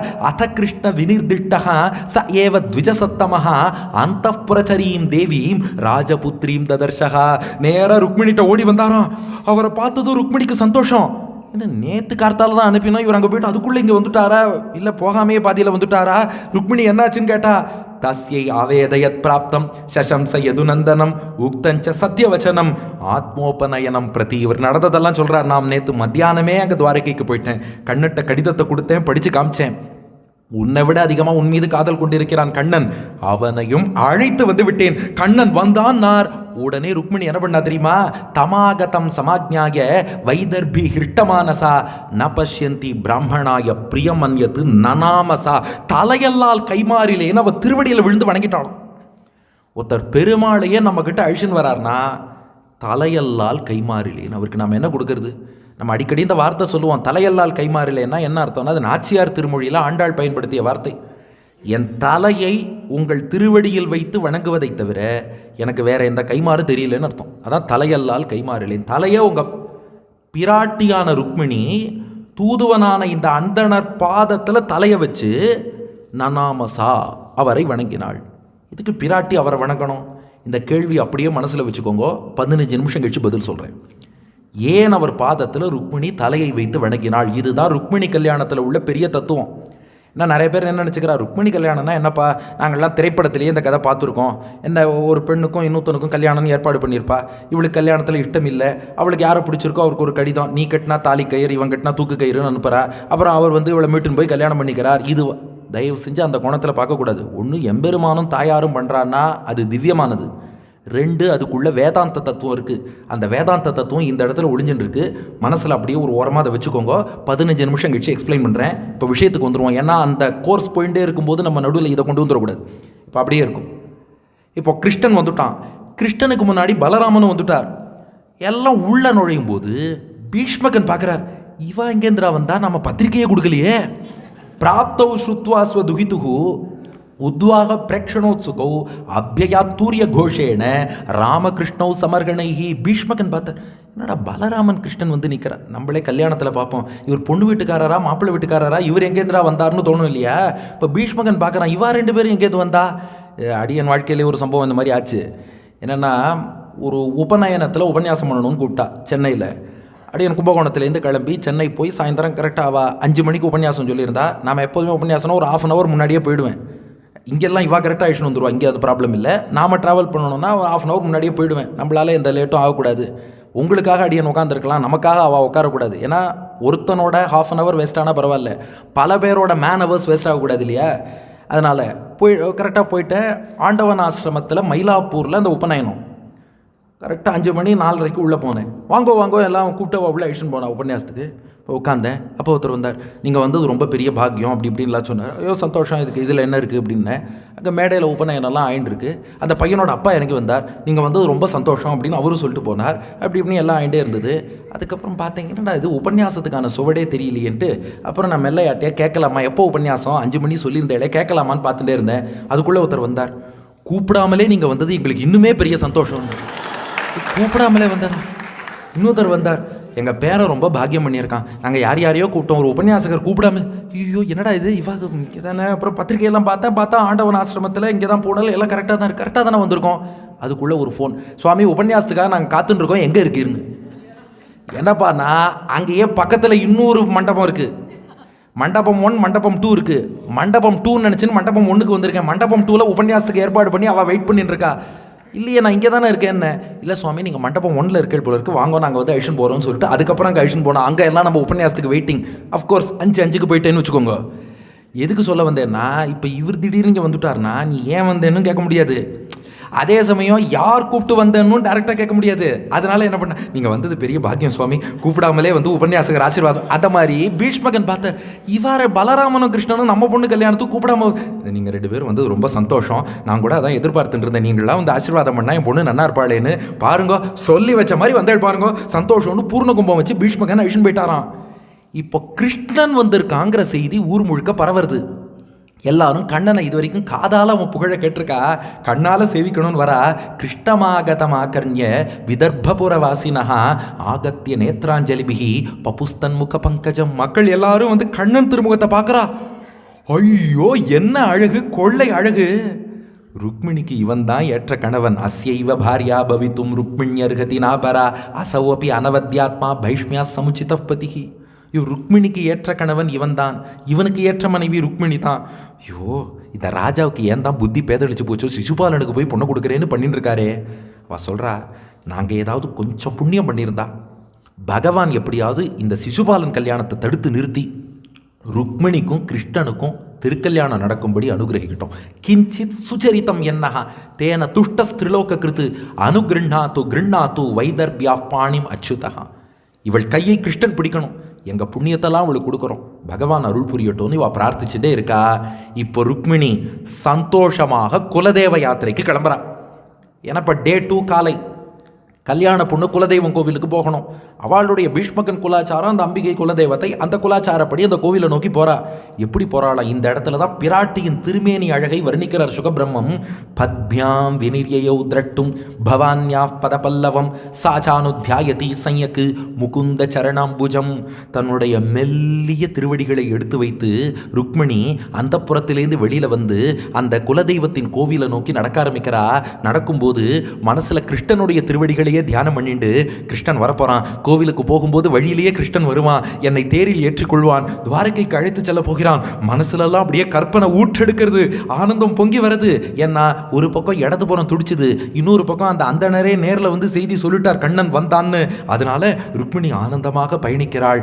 யதவாங் மாத்ரு பிஸ்தார்த்தம் சகி பிஃப் பரிவாரிதா. கூட அவள் அம்மாவும் தோழிகளும் மட்டும்தான் இருக்கா. பார்த்தா இவா தானே சமாளிச்சுக்கலாம், கிருஷ்ணன் வந்தால் அவனோட போயிடலாம், அம்மா தோழிகள் என்ன சொல்லிட போறா அப்படின்னு மௌன விரதத்தோடு ருக்மிணி நடந்துட்டே இருக்கா. இப்போ தான் ட்விஸ்ட் நம்பர் 1. குப்தா ராஜபட்டைஷூரைஹி சன்னத்தைர் உத்யதாயுதைஹி. திடீர்னு ஆயுதம் ஏந்திய காவலாளிகள் பல பேர் சுற்றி வந்து நின்றானாம். ருக்மிணி பார்த்தா இவா எங்கேந்திரா வந்தா, நம்ம கிருஷ்ணனுக்கு எல்லாம் சொல்லியிருந்தோம் 6வது ஸ்லோகத்தில் யாருமே இருக்க மாட்டா, தோழிகள் மட்டும்தான். திடீர்னு காவலாளி எங்கேருந்து வந்தான்னா, இதான் ட்விஸ்ட் நம்பர் 1. ருக்மியோட ஏற்பாடாம். இன்விடேஷனே இல்லாமல் கிருஷ்ணன் வந்திருக்கான்னா ஏதோ கலகம் பண்ண போகிறான், செக்யூரிட்டி போடுன்ட்டான். இப்போ ஆயுதம் ஏந்தி காவலாளிகள் வரா. இது மட்டும் இல்லை, மிருதங்க சங்க பணவாகா தூரிய பேரியஷ்ட ஜக்னிரே. மிருதங்க வாத்தியம், தூரிய பேர வாத்தியம், எல்லா வாத்தியங்களும் வாசித்து கொண்டு அடுத்து ஒரு கூட்டம் வந்துடுத்து. நானோபகார பலிபிகி வாரமுக்கியா சகசிரஷா ஸ்ரகந்த வஸ்திராபரணைஹி த்விஜபத்னிய ஸ்வலங்கிருதாக. கோவிலுக்கு புஷ்பங்கள், சந்தனம், பழங்கள் எல்லாத்தையும் சமர்ப்பிக்கிறேன்னு சொல்லி அவ சீர்வரிசை போல எடுத்துட்டு பெண்களும் கூட்டமாக வந்துட்டானா. இப்போ ருக்மிணி பார்க்குறா, இத்தனை பேர் வந்தா இவாளெல்லாம் தாண்டி கிருஷ்ணன் எப்படி வருவான், எப்படி என்னை அழைத்து செல்வான். காயந்தஷ்ட ஸ்துவந்தஷ்ட காயகா வாத்தியவாதக்காக. இது போராதுன்னு பாட்டு பாடுறவா, வாத்தியம் வாசிக்கிறவா, நாட்டியம் ஆடுறவா, பெரிய கோஷ்டி. ருக்மிணி பார்த்தா நம்பிக்கையே இழந்துட்டா. என்னடா இது, கிருஷ்ணன் வந்தாலும் பாருங்க, முதல் லேயர் பாட்டு பாடுறவா, நாட்டியம் ஆடுறவா, வாத்தியம் வாசிக்கிறவா. அதை தாண்டி வந்தால் கோவிலுக்கு உபகாரங்கள் கொண்டு வருபவர்கள், அதை தாண்டி வந்தால் காவலாளிகள், அதை தாண்டி தோழிகள், அன்னை, அதை தாண்டி ருக்மிணி. எப்படி கிருஷ்ணன் வரப்போறான்னு நினைக்கிறா.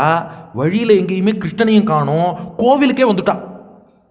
என்னடா இது, குலதேவ யாத்திரை போகும்போது அழிச்சுன்னு போகும் தானே சொன்னோம், கோவிலுக்கே வந்துட்டோமே, இப்போ ருக்மிணிக்கு என்ன பண்ணுறதுன்னு தெரியல. உள்ளே போய் அந்த தேவியை வணங்குறாளாம். ஆசாத்திய தேவி சதனம் தூதபாத கராம்புஜா உபஸ்பிருஷ்ய சுச்சி சாந்தா பிரவிவேஷ அம்பிகாந்திகம். கை காலை அலம்பிண்டு நேராக அந்த கோவிலுக்கு போகிறாளாம். அதாவது ஆண்டாள் நாச்சியார் கண்ணன் வருவான்னு எதிர்பார்த்தா வரல. உடனே ஆண்டாள் என்ன பண்ணா, எத்த தின்னா பித்தம் தெளியும்னு மன்மதன் காலில் விழுந்தா. மன்மதா என்னை கிருஷ்ணனோடு சேர்த்து வச்சுடுன்னு. அதே நிலை தான் இப்போ ருக்மிணிக்கும். ஏதாவது ஒன்று பண்ணியாவது கண்ணன் அடைய மாட்டோமா? அதனால தன்னால் நியமிக்கப்பட்ட ஒரு தேவதையின் பாதத்தில் பிராட்டி மகாலட்சுமியை விழறாலும். இதுதான் ஏதோ ஒன்று பண்ணியாவது பகவானை அடைய வேண்டும் என்ற நிலை. இந்த இடத்த ஆச்சாரியர்கள் ரொம்ப ரசிக்கிறா. அதாவது இந்த தேவிகளுக்கெல்லாம் அந்த பதவி கொடுத்தது யாருன்னா மகாலட்சுமி. ஆசம்சாரம் விததமகிலம் வாங்மயம் யத் விபூதிஹி யத் ப்ரூபங்காத் குசும தனுஷ கிங்கரோ மேருதன்வா யஸ்யாம் நித்யம் நயன சதகைர் ஏக்கலக்ஷ்யோ மகேந்திரஹ பத்மேதாசாம் பரிணதி ரசௌ பாவலேஷை ஸ்வதியைஹி. அதாவது அது ஒரு அம்பிகையாக இருக்கட்டும், சரஸ்வதியாக இருக்கட்டும், இந்திராணியாக இருக்கட்டும், பிராட்டியின் அருளின் ஒரு துளியால் அந்தந்த ஸ்தானத்தில் இருக்கா. இப்போ இந்த பிராட்டி மகாலட்சுமி அங்கே போய் விழுந்து, நமஸ்தே துவாம்பிகே பீக்ஷ்ணம் ஸ்வசந்தான யுதாம் சிவாம் பூயாத் பதிர்மே பகவான் கிருஷ்ணஸ்தது அனுமோததாம். எனக்கு கண்ணன் கணவனாக வரணும், உன்னை வணங்குகிறேன் என்று அங்கே போய் பிரார்த்தனை பண்ணாலும். பிரார்த்தனை பண்ணிட்டு மௌன விரதத்தை நிறைவு செய்து கொண்டு கோவில்லேருந்து வெளியில் வரா. முனிவிரதம் அதத்யக்த்வா நிச்சக்ராம அம்பிகா கிரகாத்து பிரகிருஹ்ய பாணினா பிருத்யாம் ரத்ன முத்ரோபசோபிதாம். ரத்னம் பதித்த மோதிரம் போட்ட தன் தோழியின் கையை பிடித்து கொண்டு ருக்மிணி கோவிலை விட்டு வெளியில் வந்துருக்கா. இப்போ மீண்டும் ருக்மிணியின் அழகை வர்ணிக்கிறார் சுகபிரம்மம். கோவிலை விட்டு வெளியில் வரும்போது எப்படி இருக்காளாம், தாம் தேவமாயாம் இவ தீர மோகினிம் சுமத்தியமாம் குண்டலமண்டிதானனாம். பேரழகியாக சிறுத்த இடையோடு காதிலே மகர குண்டலங்களோடு ஷியாமாம் நிதர்பார்ப்பித்த ரத்னமேகலாம் வியஜஸ்தனீம் குந்தல சங்கிதேக்ஷணாம். இளமை ததும்பக்கூடிய திருமேனி கொண்டவளாக, இடுப்பிலே ரத்னம் பதித்த மேகலை அணிந்தவளாக, அத்தோடு அவளுடைய கேசம் கூந்தல் இருக்கே அப்படியே லேசாக கண்ணோரமாக வந்து அப்படி படிந்து பின்னோக்கி வாரின்னு இருக்காளாம். அப்படி கண்ணில் படியும்படியான கூந்தலை கொண்டவளாக சுச்சிஸ்மிதாம் பிம்பபலாதரத்யுதி சோணாயமான குந்த குத்மலாம். அவளுடைய திருவாய் இருக்கே அப்படியே சிவந்து இருக்கான், கோவைப்பழம் போல சிவப்பான். பல்லு இருக்கே மல்லிகை பூ முட்டு போல வெளுப்பான். ஆனால் இந்த சிவப்பு திருவாயோட ஒரு சின்ன ரிஃப்ளெக்ஷன் வெள்ளை பல்லில் பட்டு பல்லு லைட்டாக ரெட்டிஷ் டிஞ்சோட தெரியறதான். அப்படிப்பட்ட பல்லோடு சிரிச்சுட்டு இருக்கானா ருக்மிணி. சோகத்தில் இருக்கணுமேனா பிராட்டிக்கு எப்போதும் அந்த புன்னகைங்கிறது திருமுகத்தில் மாறாது. சோகத்திலும் கூட அப்படி ஒரு லேசான புன்னகையாம். பதாச்சலந்தீம் கலஹம்சகாமினிம் சிஞ்சத்கலா நூபுர தாம சோபினா. அவன் நடக்கிறா, அன்னப்பறவை அந்த நடையை பார்த்தா வெட்கப்படும். அப்படி ஒரு அழகான நடை, அன்னத்தை வெல்லக்கூடிய நடையோடு நடக்கிறாள். அவள் திருவடியில் அணிந்திருக்கக்கூடிய சலங்கை இருக்கே, ஜல் ஜல் ஜல் ஜல் என்னும் சலங்கை ஒலி எழுப்ப அவள் நடந்து வருகிறாள். இப்போ பார்த்தா ட்விஸ்ட் நம்பர் 2. இந்த கல்யாணத்துக்கு வந்திருக்க எல்லா ராஜாக்களும் கோவில் வாசலில் வந்து நிற்கிறானோ. மன்னர்கள், இளவரசர்கள் எல்லாரும். சரியா போச்சு போய், இதுக்கு மேலே கிருஷ்ணன் எப்படி வந்து தான் மீட்பது? ராஜாக்கள், இளவரசர்கள். ஏன்னா கல்யாண பொண்ணை அந்த காலத்தில் பார்க்குறது ரொம்ப ரொம்ப கஷ்டம். அந்த புறத்தை விட்டு வரமாட்டா. இவ கோவிலுக்கு போயிருக்கான்னு தெரியும். அந்த கோவில் வாசலுக்கு எல்லா ராஜாக்கள், இளவரசர்கள் வந்துட்டாலாம். இப்போ ருக்மிணி குடிஞ்சதில் நிமிராம தான் வரா. ஆனால் மன்னர், இளவரசர் வந்திருக்கான்னு தெரிஞ்சு போச்சு. ஐயோ, இதை தாண்டி என்ன கிருஷ்ணன் எப்படித்தான் அழைச்சின்னு போகிறானோன்னு நினைக்கிறா. அதுக்குள்ளே இவ அழகை பார்த்ததும் விலோக்கிய வீரா முமுகு சமாகதாக யசஸ்வினஹ தத்கிருத ஹிருச்சயார்திதாக பேதுஹு க்ஷிதௌ கஜரதாஸ்வ கதா விமூடாக. ருக்மிணியோட அழகை பார்த்தாலும் இல்லையோ, அந்த ராஜாக்களும் இளவரசர்களும் பொத்து பொத்துன்னு மயங்கியே விழுந்துட்டாலும். சத்தம் கேட்கறது ருக்மிணிக்கு அவள் தலையை நிமிரல. பொத்து பொத்து பொத்து பொத்து பொத்து பொத்துன்னு சத்தம் மட்டும் கேட்கறது. என்ன சத்தம்னு பார்த்தா இவள் அழகை பார்த்து எல்லாரும் மயங்கி விழுந்துட்டே இருக்காளாம். ஆனால் ருக்மிணியோட அடி மனசு சொல்கிறது எல்லாரும் விழுந்துட்டா ஒருத்தர் மட்டும் விழாமல் நின்றுட்டு இருக்காருன்னு. அது எப்படி எல்லாரும் விழுந்தா ஒருத்தர் மட்டும் விழாமல் நிற்பாரா? அதனால் சைவம் ஷனைச்சலயதி சலபத்மகேஷௌ பிராப்திம் ததா பகவத பிரசமீக்ஷமானா உத்சாரிய வாம கரஜைஹி அலகான் அபாங்கைஹி பிராப்தான் ஹிரியக்ஷதன் இருப்பான் ததிருஷே அச்சுதஞ்ச. இப்போ என்ன பண்ணாலா, யார் இருக்கான்னு பார்த்துருவோம். யாரோ ஒத்தர் விழாமல் நிற்கிற மாதிரி தெரியறதுன்னு சொல்லிட்டு அவளுடைய கூந்தல் இப்படி கண் வரைக்கும் அப்படி வடிந்து பின் வரைக்கும் போச்சு இல்லையா. இடதுபுறம் உள்ள கூந்தலை அப்படி மேலே தூக்கி கொஞ்சம் நிமிந்து பார்த்தாலாம். அச்சுதனை கண்டாள்னர். யாரு? கண்ணன் வந்தான், அங்கே கண்ணன் வந்தான். ஏழை கண்ணீரை கண்டதும் கண்ணன் வந்தான். தேடி நின்ற கண்களிலே கண்ணன் வந்தான். தீபம் ஒன்று கையில் கொண்டு கண்ணன் வந்தான். கேட்டவர்க்கு கேட்டபடி கண்ணன் வந்தான். கேள்வியிலே பதிலாக கண்ணன் வந்தான். தர்மம் என்னும் தேரிலேறி கண்ணன் வந்தான். தாழாத துயர் தீர்க்க கண்ணன் வந்தான். முடவர்களை நடக்க வைக்கும் பிருந்தாவனம், மூடர்களை அறிய வைக்கும் பிருந்தாவனம், குருடர்களை காண வைக்கும் பிருந்தாவனம், ஊமைகளை பேச வைக்கும் பிருந்தாவனம், அடையாத கதவிருக்கும் சன்னிதானம், அஞ்சாத சொல்லிருக்கும் சன்னிதானம், கருணை என்னும் கண் திறந்து காட்ட வேண்டும், காவல் என்னும் கை நீட்டி காக்க வேண்டும், கனிமழலை குரல் கொடுத்து பாட வேண்டும், கண்மறைந்த தாயும் அதை கேட்க வேண்டும், கவலைகளை உன்னிடத்தில் தந்தேன் கண்ணா, கருணையே அருள் செய்ய வருவாய் கண்ணா. கண்ணன் வந்தான் வந்தான் பார்த்தா கண்ணன் நின்றுருக்கான். ஆனா இங்க ஸ்லோகம் பாருங்க, தத்ரிஷே அச்சுதம் ச, கிருஷ்ணன்னு சொல்லல, அச்சுதன். அச்சுதன்னா என்ன அர்த்தம் பார்த்தோம்? அடியார்களை நழுவ விடாதவன், அடியார்களை கைவிட மாட்டான். அங்க நின்று இருக்கான். ருக்மிணி உன்னை கைவிட்டுடுவேனா? கண்ணால பேசினான். அண்ணலும் நோக்கினான், அவளும் நோக்கினாள். கண்ணால சொல்றான் கைவிட்டுடுவேனா? இப்படின்னாளா ருக்மிணி? குலதேவ யாத்திரை போகும்போதே வர சொன்னேன் இல்லையோ, ஏன் வரல? கிருஷ்ணன் இப்படின்னா அதுக்கு என்ன அர்த்தம்னா, கோவிலுக்கு போகும்போது வழியில தடுக்கப்படாது, அதனால திரும்பி வரும்போது அழிச்சுன்னு போகலான்ட்டு இங்க நின்று இருக்கேன். அப்படியா? அப்படின்னா இப்போ கிருஷ்ணன் கிட்டக்க ஓடி வந்தான். தாம்ராஜ கன்யாம் ரதமாரு ருக்ஷதீம் ஜஹார கிருஷ்ணோ துஷதாம் சமீக்ஷதாம் ரதம் சமாரோப்பிய சுபர்ண லக்ஷணம் ராஜன்ய சக்கரம் பரிபூய மாதவஹா. இப்போ கிடுகிடுன்னு வந்தான். ருக்மிணியோட கையை பிடிச்சான். கையை பிடிச்சு தன் தேரில் ஏற்றி கொண்டான். இப்போ அந்த தேராகவே கருடன் மாறிவிட்டார். ஏன்னா இது வரைக்கும் இந்த தூதர் ஒருத்தர் வந்தாரே, தூதர் எங்கே போனார்னு ஒரு கேள்வி வரும் இல்லையா? இங்கே ஸ்லோகம் பாருங்க, ரதம் சமாரோப்பிய சுபர்ண லக்ஷணம். சுபர்ணன்னா கருடன். பெருமாள் எந்த வாகனத்தில் அமர்ந்தாலும் கருடன் அந்த வாகனமாக தான் இருப்பார். அதனால இப்போ கருடன் என்ன பண்ணிட்டார்? தூதுவராக வந்தவர் இப்போ அந்த தேருக்குள்ளேயே ஆவேசித்து விட்டார். அந்த தேரில் ஏறி இருவருமாக திவ்ய தம்பதியாக அமர்ந்தார்கள். இதுக்கு ஒரு உதாரணம் கொடுத்தார் சுகபிரம்மம். ததோ யயோ ராமபுரோகமைஷனைஹி ஸ்ருகால மத்தியாதிவ பாகஹிருத்தரிஹி. பல நரிகளுக்கு மத்தியில் சிங்கம் தனியாக வந்து என்ன சொல்கிறா, சிங்கம் சிங்கிளாக தான் வருங்கிற இல்லையா? பல நரிகளுக்கு மத்தியில் சிங்கிளாக ஒரு சிங்கம் வந்து தன்னுடைய பொருளை கம்பீரமாக எடுத்துன்னு போனால் எப்படி இருக்கும்? அதுபோல் பல நரிகள் மத்தியில் யாதவ சிம்மமாகிய கண்ணன் வந்தான். தனக்கே உரித்தான ருக்மிணியின் கையை பற்றினான். தேரில் ஏற்றி கொண்டு போகிறான். கண்ணுக்கெற்ற தூரம் போகிற வரைக்கும் இந்த ராஜாக்கள், காவலாளிகள், இளவரசர்கள் எல்லாம் வேடிக்கை பார்த்தாலும். கண்ணுக்கெற்ற தூரத்தை தாண்டி போன போகிறோம். ஐயோ கல்யாணம் பண்ண காணும், கல்யாணம் பண்ண காணும்னு கத்தினாலும். எல்லாமே லேட்டாக இருக்குது. உபன்யாசம் தான் எல்லாம் லேட் பண்ணுற, அவளையும் எப்படி லேட் பண்ணணும் அப்படின்னா அதுக்குள்ளே ஒரு சின்ன காரணம் இருக்குது. என்னென்னா, கிருஷ்ணனும் ருக்மிணியும் சேர்த்தியா அப்படி அந்த தேரில் ஏறி அமர்ந்தாலும் இல்லையோ, சேர்த்தி அழகில் எல்லாரும் மயங்கிட்டாலும். என்ன அழகு, என்ன அழகு! பெருமாள் தாயாரும் சேர்ந்து இருக்கும்போது என்ன அழகு! அந்த அழகில் அப்படியே மயங்கி போய் எல்லாரும் ஸ்டன் ஆகி அந்த அழகையே பார்த்துட்டு இருக்கா. தேரில் போகும்போது பேசிட்டாலும், கருட சேவையே சேவிச்சாப்பில் இல்லை, பெருமாளும் தாயாரும் கருட வாகனத்தில் வந்தால் எப்படி இருக்கும், அது போல் தேரில் போயிட்டு இருக்காளே இப்படின்னு அப்படியே மெய்மறந்து பார்த்துட்டே இருக்கா. கண்ணுக்கெற்ற தூரம் தாண்டி போனதுக்கப்புறம் தான் சுயநினைவு. ஆமாம், நம்மெல்லாம் யார்? ராஜாக்கள். எங்கே வந்தோம்? விதர்ப தேசம். எதுக்கு வந்தோம்? கல்யாணத்துக்கு. யாருக்கு கல்யாணம்? ருக்மிணி. ஐயோ கல்யாணம் பண்ண காணோம். அதுக்கப்புறம் கத்திருக்கான். இப்போ 54வது அத்தியாயம். இப்போ என்னாச்சுன்னா, இந்த இருக்கிற ஆன்டி சோஷியலோட சேனைகள்லாம் இருக்கே, சிசுபாலன் சேனை, ஜராசந்தன் சேனை, சால்வனுடைய சேனை, இந்த சேனையெல்லாம் கிருஷ்ணனை பிடிக்கிறேன்னு போச்சு. சரியா பலராமன் தன் சேனையோடு வந்து அவர்களை தாக்கினார். ஹன்யமான பலானீக்காக விஷ்ணுபிர் ஜெயகாங்ஷிபிகி ராஜானோ விமுகா ஜக்முகு ஜராசந்த புரஸ்ஸராக. ஜராசந்தன் தொடக்கமாக அத்தனை பேர் சேனையும் பலராமனின் யாதவ சேனை வீழ்த்திடுத்து. இவ பார்த்தா இதை எடுத்து சண்டை போடுறது கஷ்டம். அவள் சிசுபாலனுக்கு அட்வைஸ் பண்ணிட்டாலாம், விடுப்பா, பெட்டர் லக் நெக்ஸ்ட் டைம், நீ வேறு கல்யாணம் பண்ணிக்கோ, ஏன்னா அதுதான் ஈஸி. அதாவது ஒருத்தர் ரொம்ப அக்ரெசிவாக அடிக்கிறாருன்னா அவரோட சண்டை போடுறது கஷ்டம். யார் அடி வாங்குறானோ அவனுக்கு ஆறுதல் சொல்லிட்டு போகிறது தான் ஈஸி. அதனால் அவள் என்ன பண்ணா, சிசுபாலா விடுப்பா, இந்த கல்யாணம் இல்லைன்னா என்ன, இன்னொரு நல்ல பொண்ணாக பார்த்து நீ கல்யாணம் பண்ணிக்க போகிற, இதுக்கெல்லாம் நீ ஃபீல் பண்ணக்கூடாது அப்படின்னு அவனை உட்கார வச்சுட்டா. ஆனால் இந்த ருக்மி இருக்கானே, அவன் அடங்க மாட்டேன்ட்டான். ருக்மி து ராட்சசோத்வாகம் கிருஷ்ண த்விட் அசகன் ஸ்வசுகு பிருட்டதோன்வகமத் கிருஷ்ணம் அக்ஷௌஹிண்யா விருத்தோபலி. அவன் ஒரு அக்ஷௌஹிணி சேனையை திரட்டி கொண்டு கிருஷ்ணனை அழித்து என் தங்கையை மீட்டு வருவேன்னு புறப்பட்டானான். அவன் ஒரு சபதம் பண்ணுறான், அகத்வா சமரே கிருஷ்ணம் அப்ரத்யூஹ்யச்ச ருக்மிணீம் குண்டினம் ந பிரவேக்ஷியாமி சத்தியமே தத் பிரவீமி வகா. நான் சத்தியம் பண்ணுறேன், கிருஷ்ணனை அழித்து என் தங்கையை மீட்காமல் இனி இந்த விதர்ப தேசத்தில் காலடி எடுத்து வைக்க மாட்டேன்னு சொல்லிட்டு ருக்மி போகிறான்.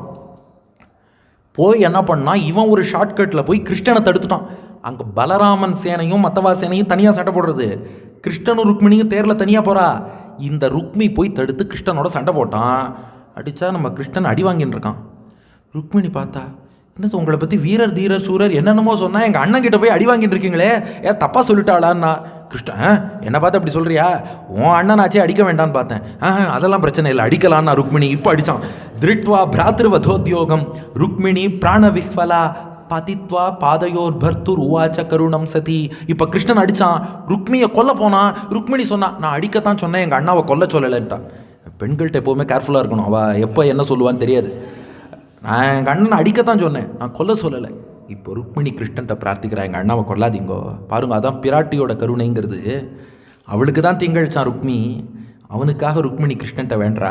யோகேஸ்வர அப்பிரமேயாத்மன்னு தேவதேவ ஜெகத்பதே ஹந்தும் நார்கசி கல்யாணா பிராத்தரம்மே மகாபூஜா. அவன் என்ன திறந்தாலும் எனக்கு கூட பிறந்தவன் அண்ணனா போயிட்டான், கொல்ல வேண்டான்னா. சரி, ஒருத்தனை கொல்லலைன்னா கொல்வதற்கு சமமான ஒரு தண்டனை இருக்கான். என்ன தெரியுமா, இந்த குடுமி சிகை இருக்குது பாருங்க, அதை வெட்டினாலே ஒருத்தனை கொன்னதுக்கு சமந்தான். அதனால் அந்த ருக்மியோட சிகையை வெட்டி அவன் தலையை விரூபம் பண்ணிட்டானா கிருஷ்ணன். விரூபம்னா விகாரம் பண்ணுறது. அப்படி அவனை ஒரு டிஸ்கிரேஸ் மாதிரி ஒரு விகாரமாக அவனுடைய தோற்றத்தை, அவனுடைய தலைமுடி மீசை எல்லாத்தையும் விகாரம் பண்ணி விட்டுறான் கிருஷ்ணன்.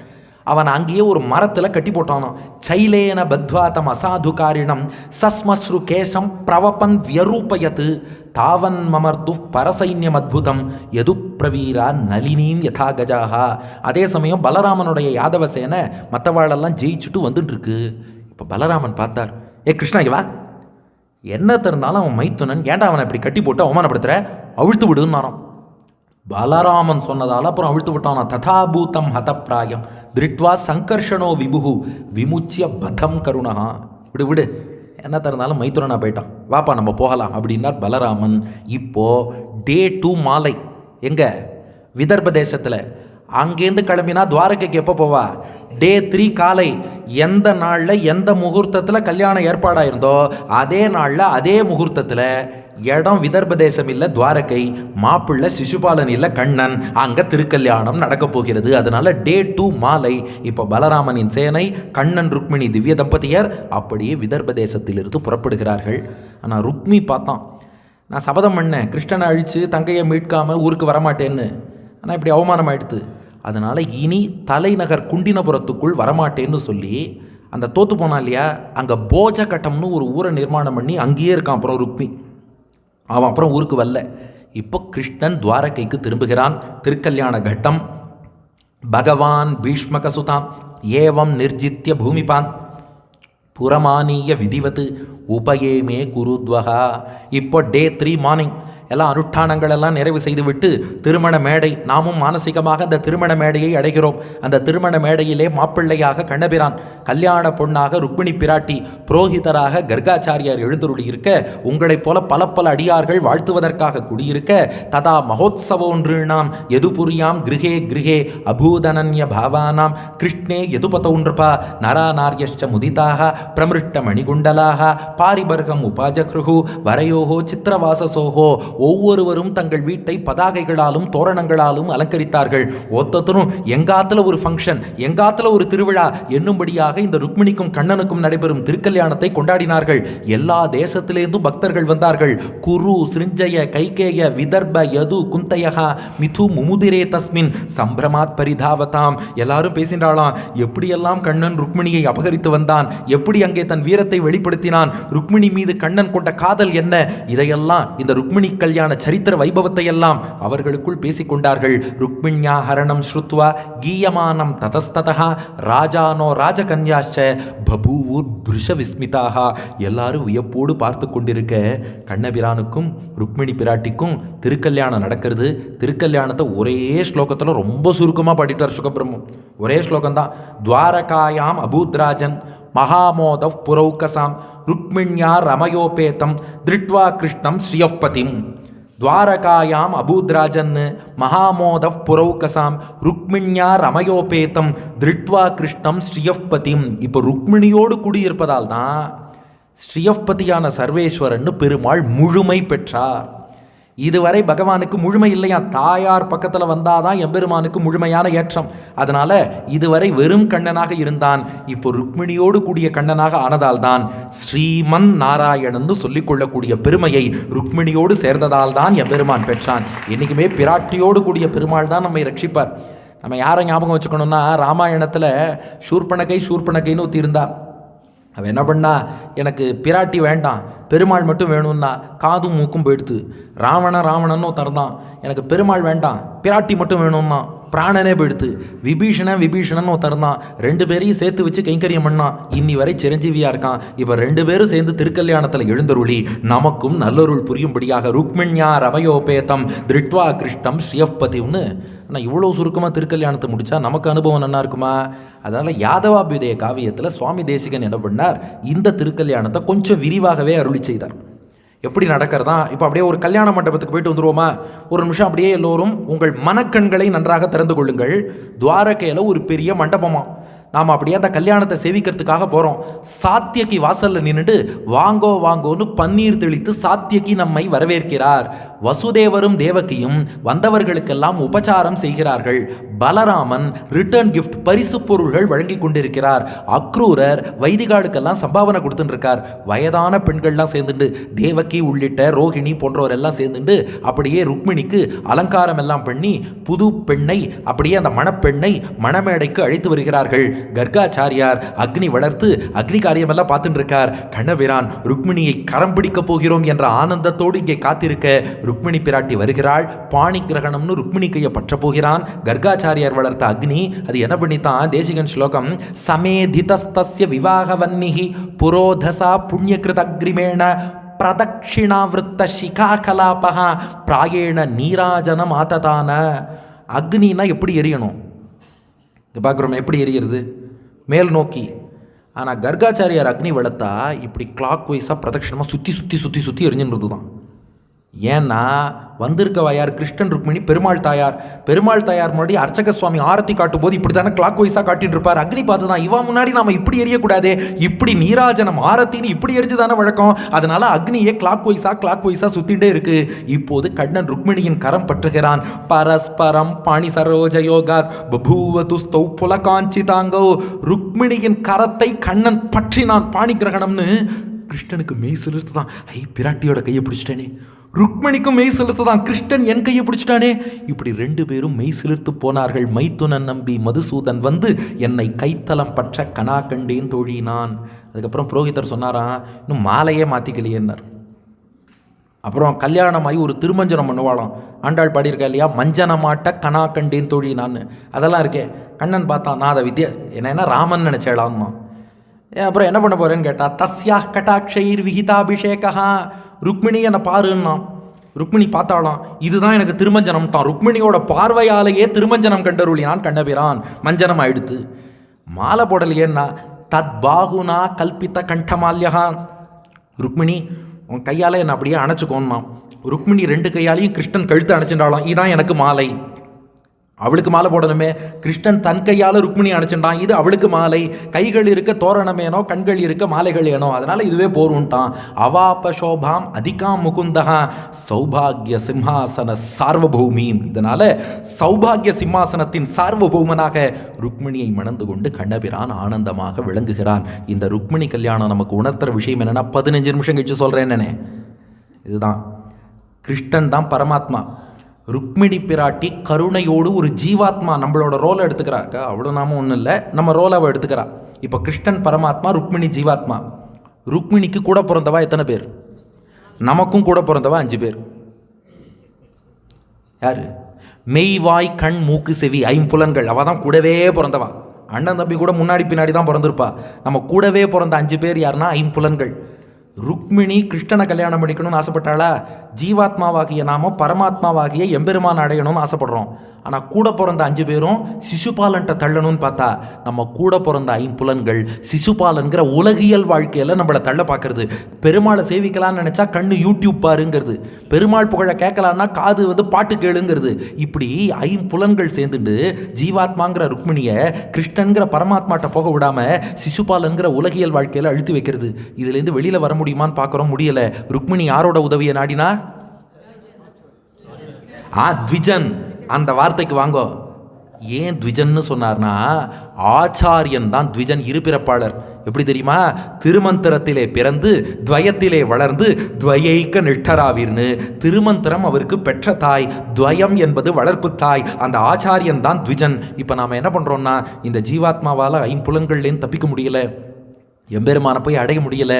அதனால ஒரு ஆச்சாரியன் திருவடியில் விழுந்தோன்னா ருக்மிணிக்காக அந்த த்விஜன் பெருமாள்கிட்ட தூது போன மாதிரி ஜீவாத்மாக்களான நமக்காக ஆச்சாரியன் தான் எம்பெருமானிடம் தூது போகிறார், நமக்காக போய் பேசுகிறார். துபாரி இப்படி ஒரு ஜீவாத்மா இருக்கான், நீ ரட்சித்தே ஆக வேண்டும்னு எம்பெருமானை அழைக்கிறார்.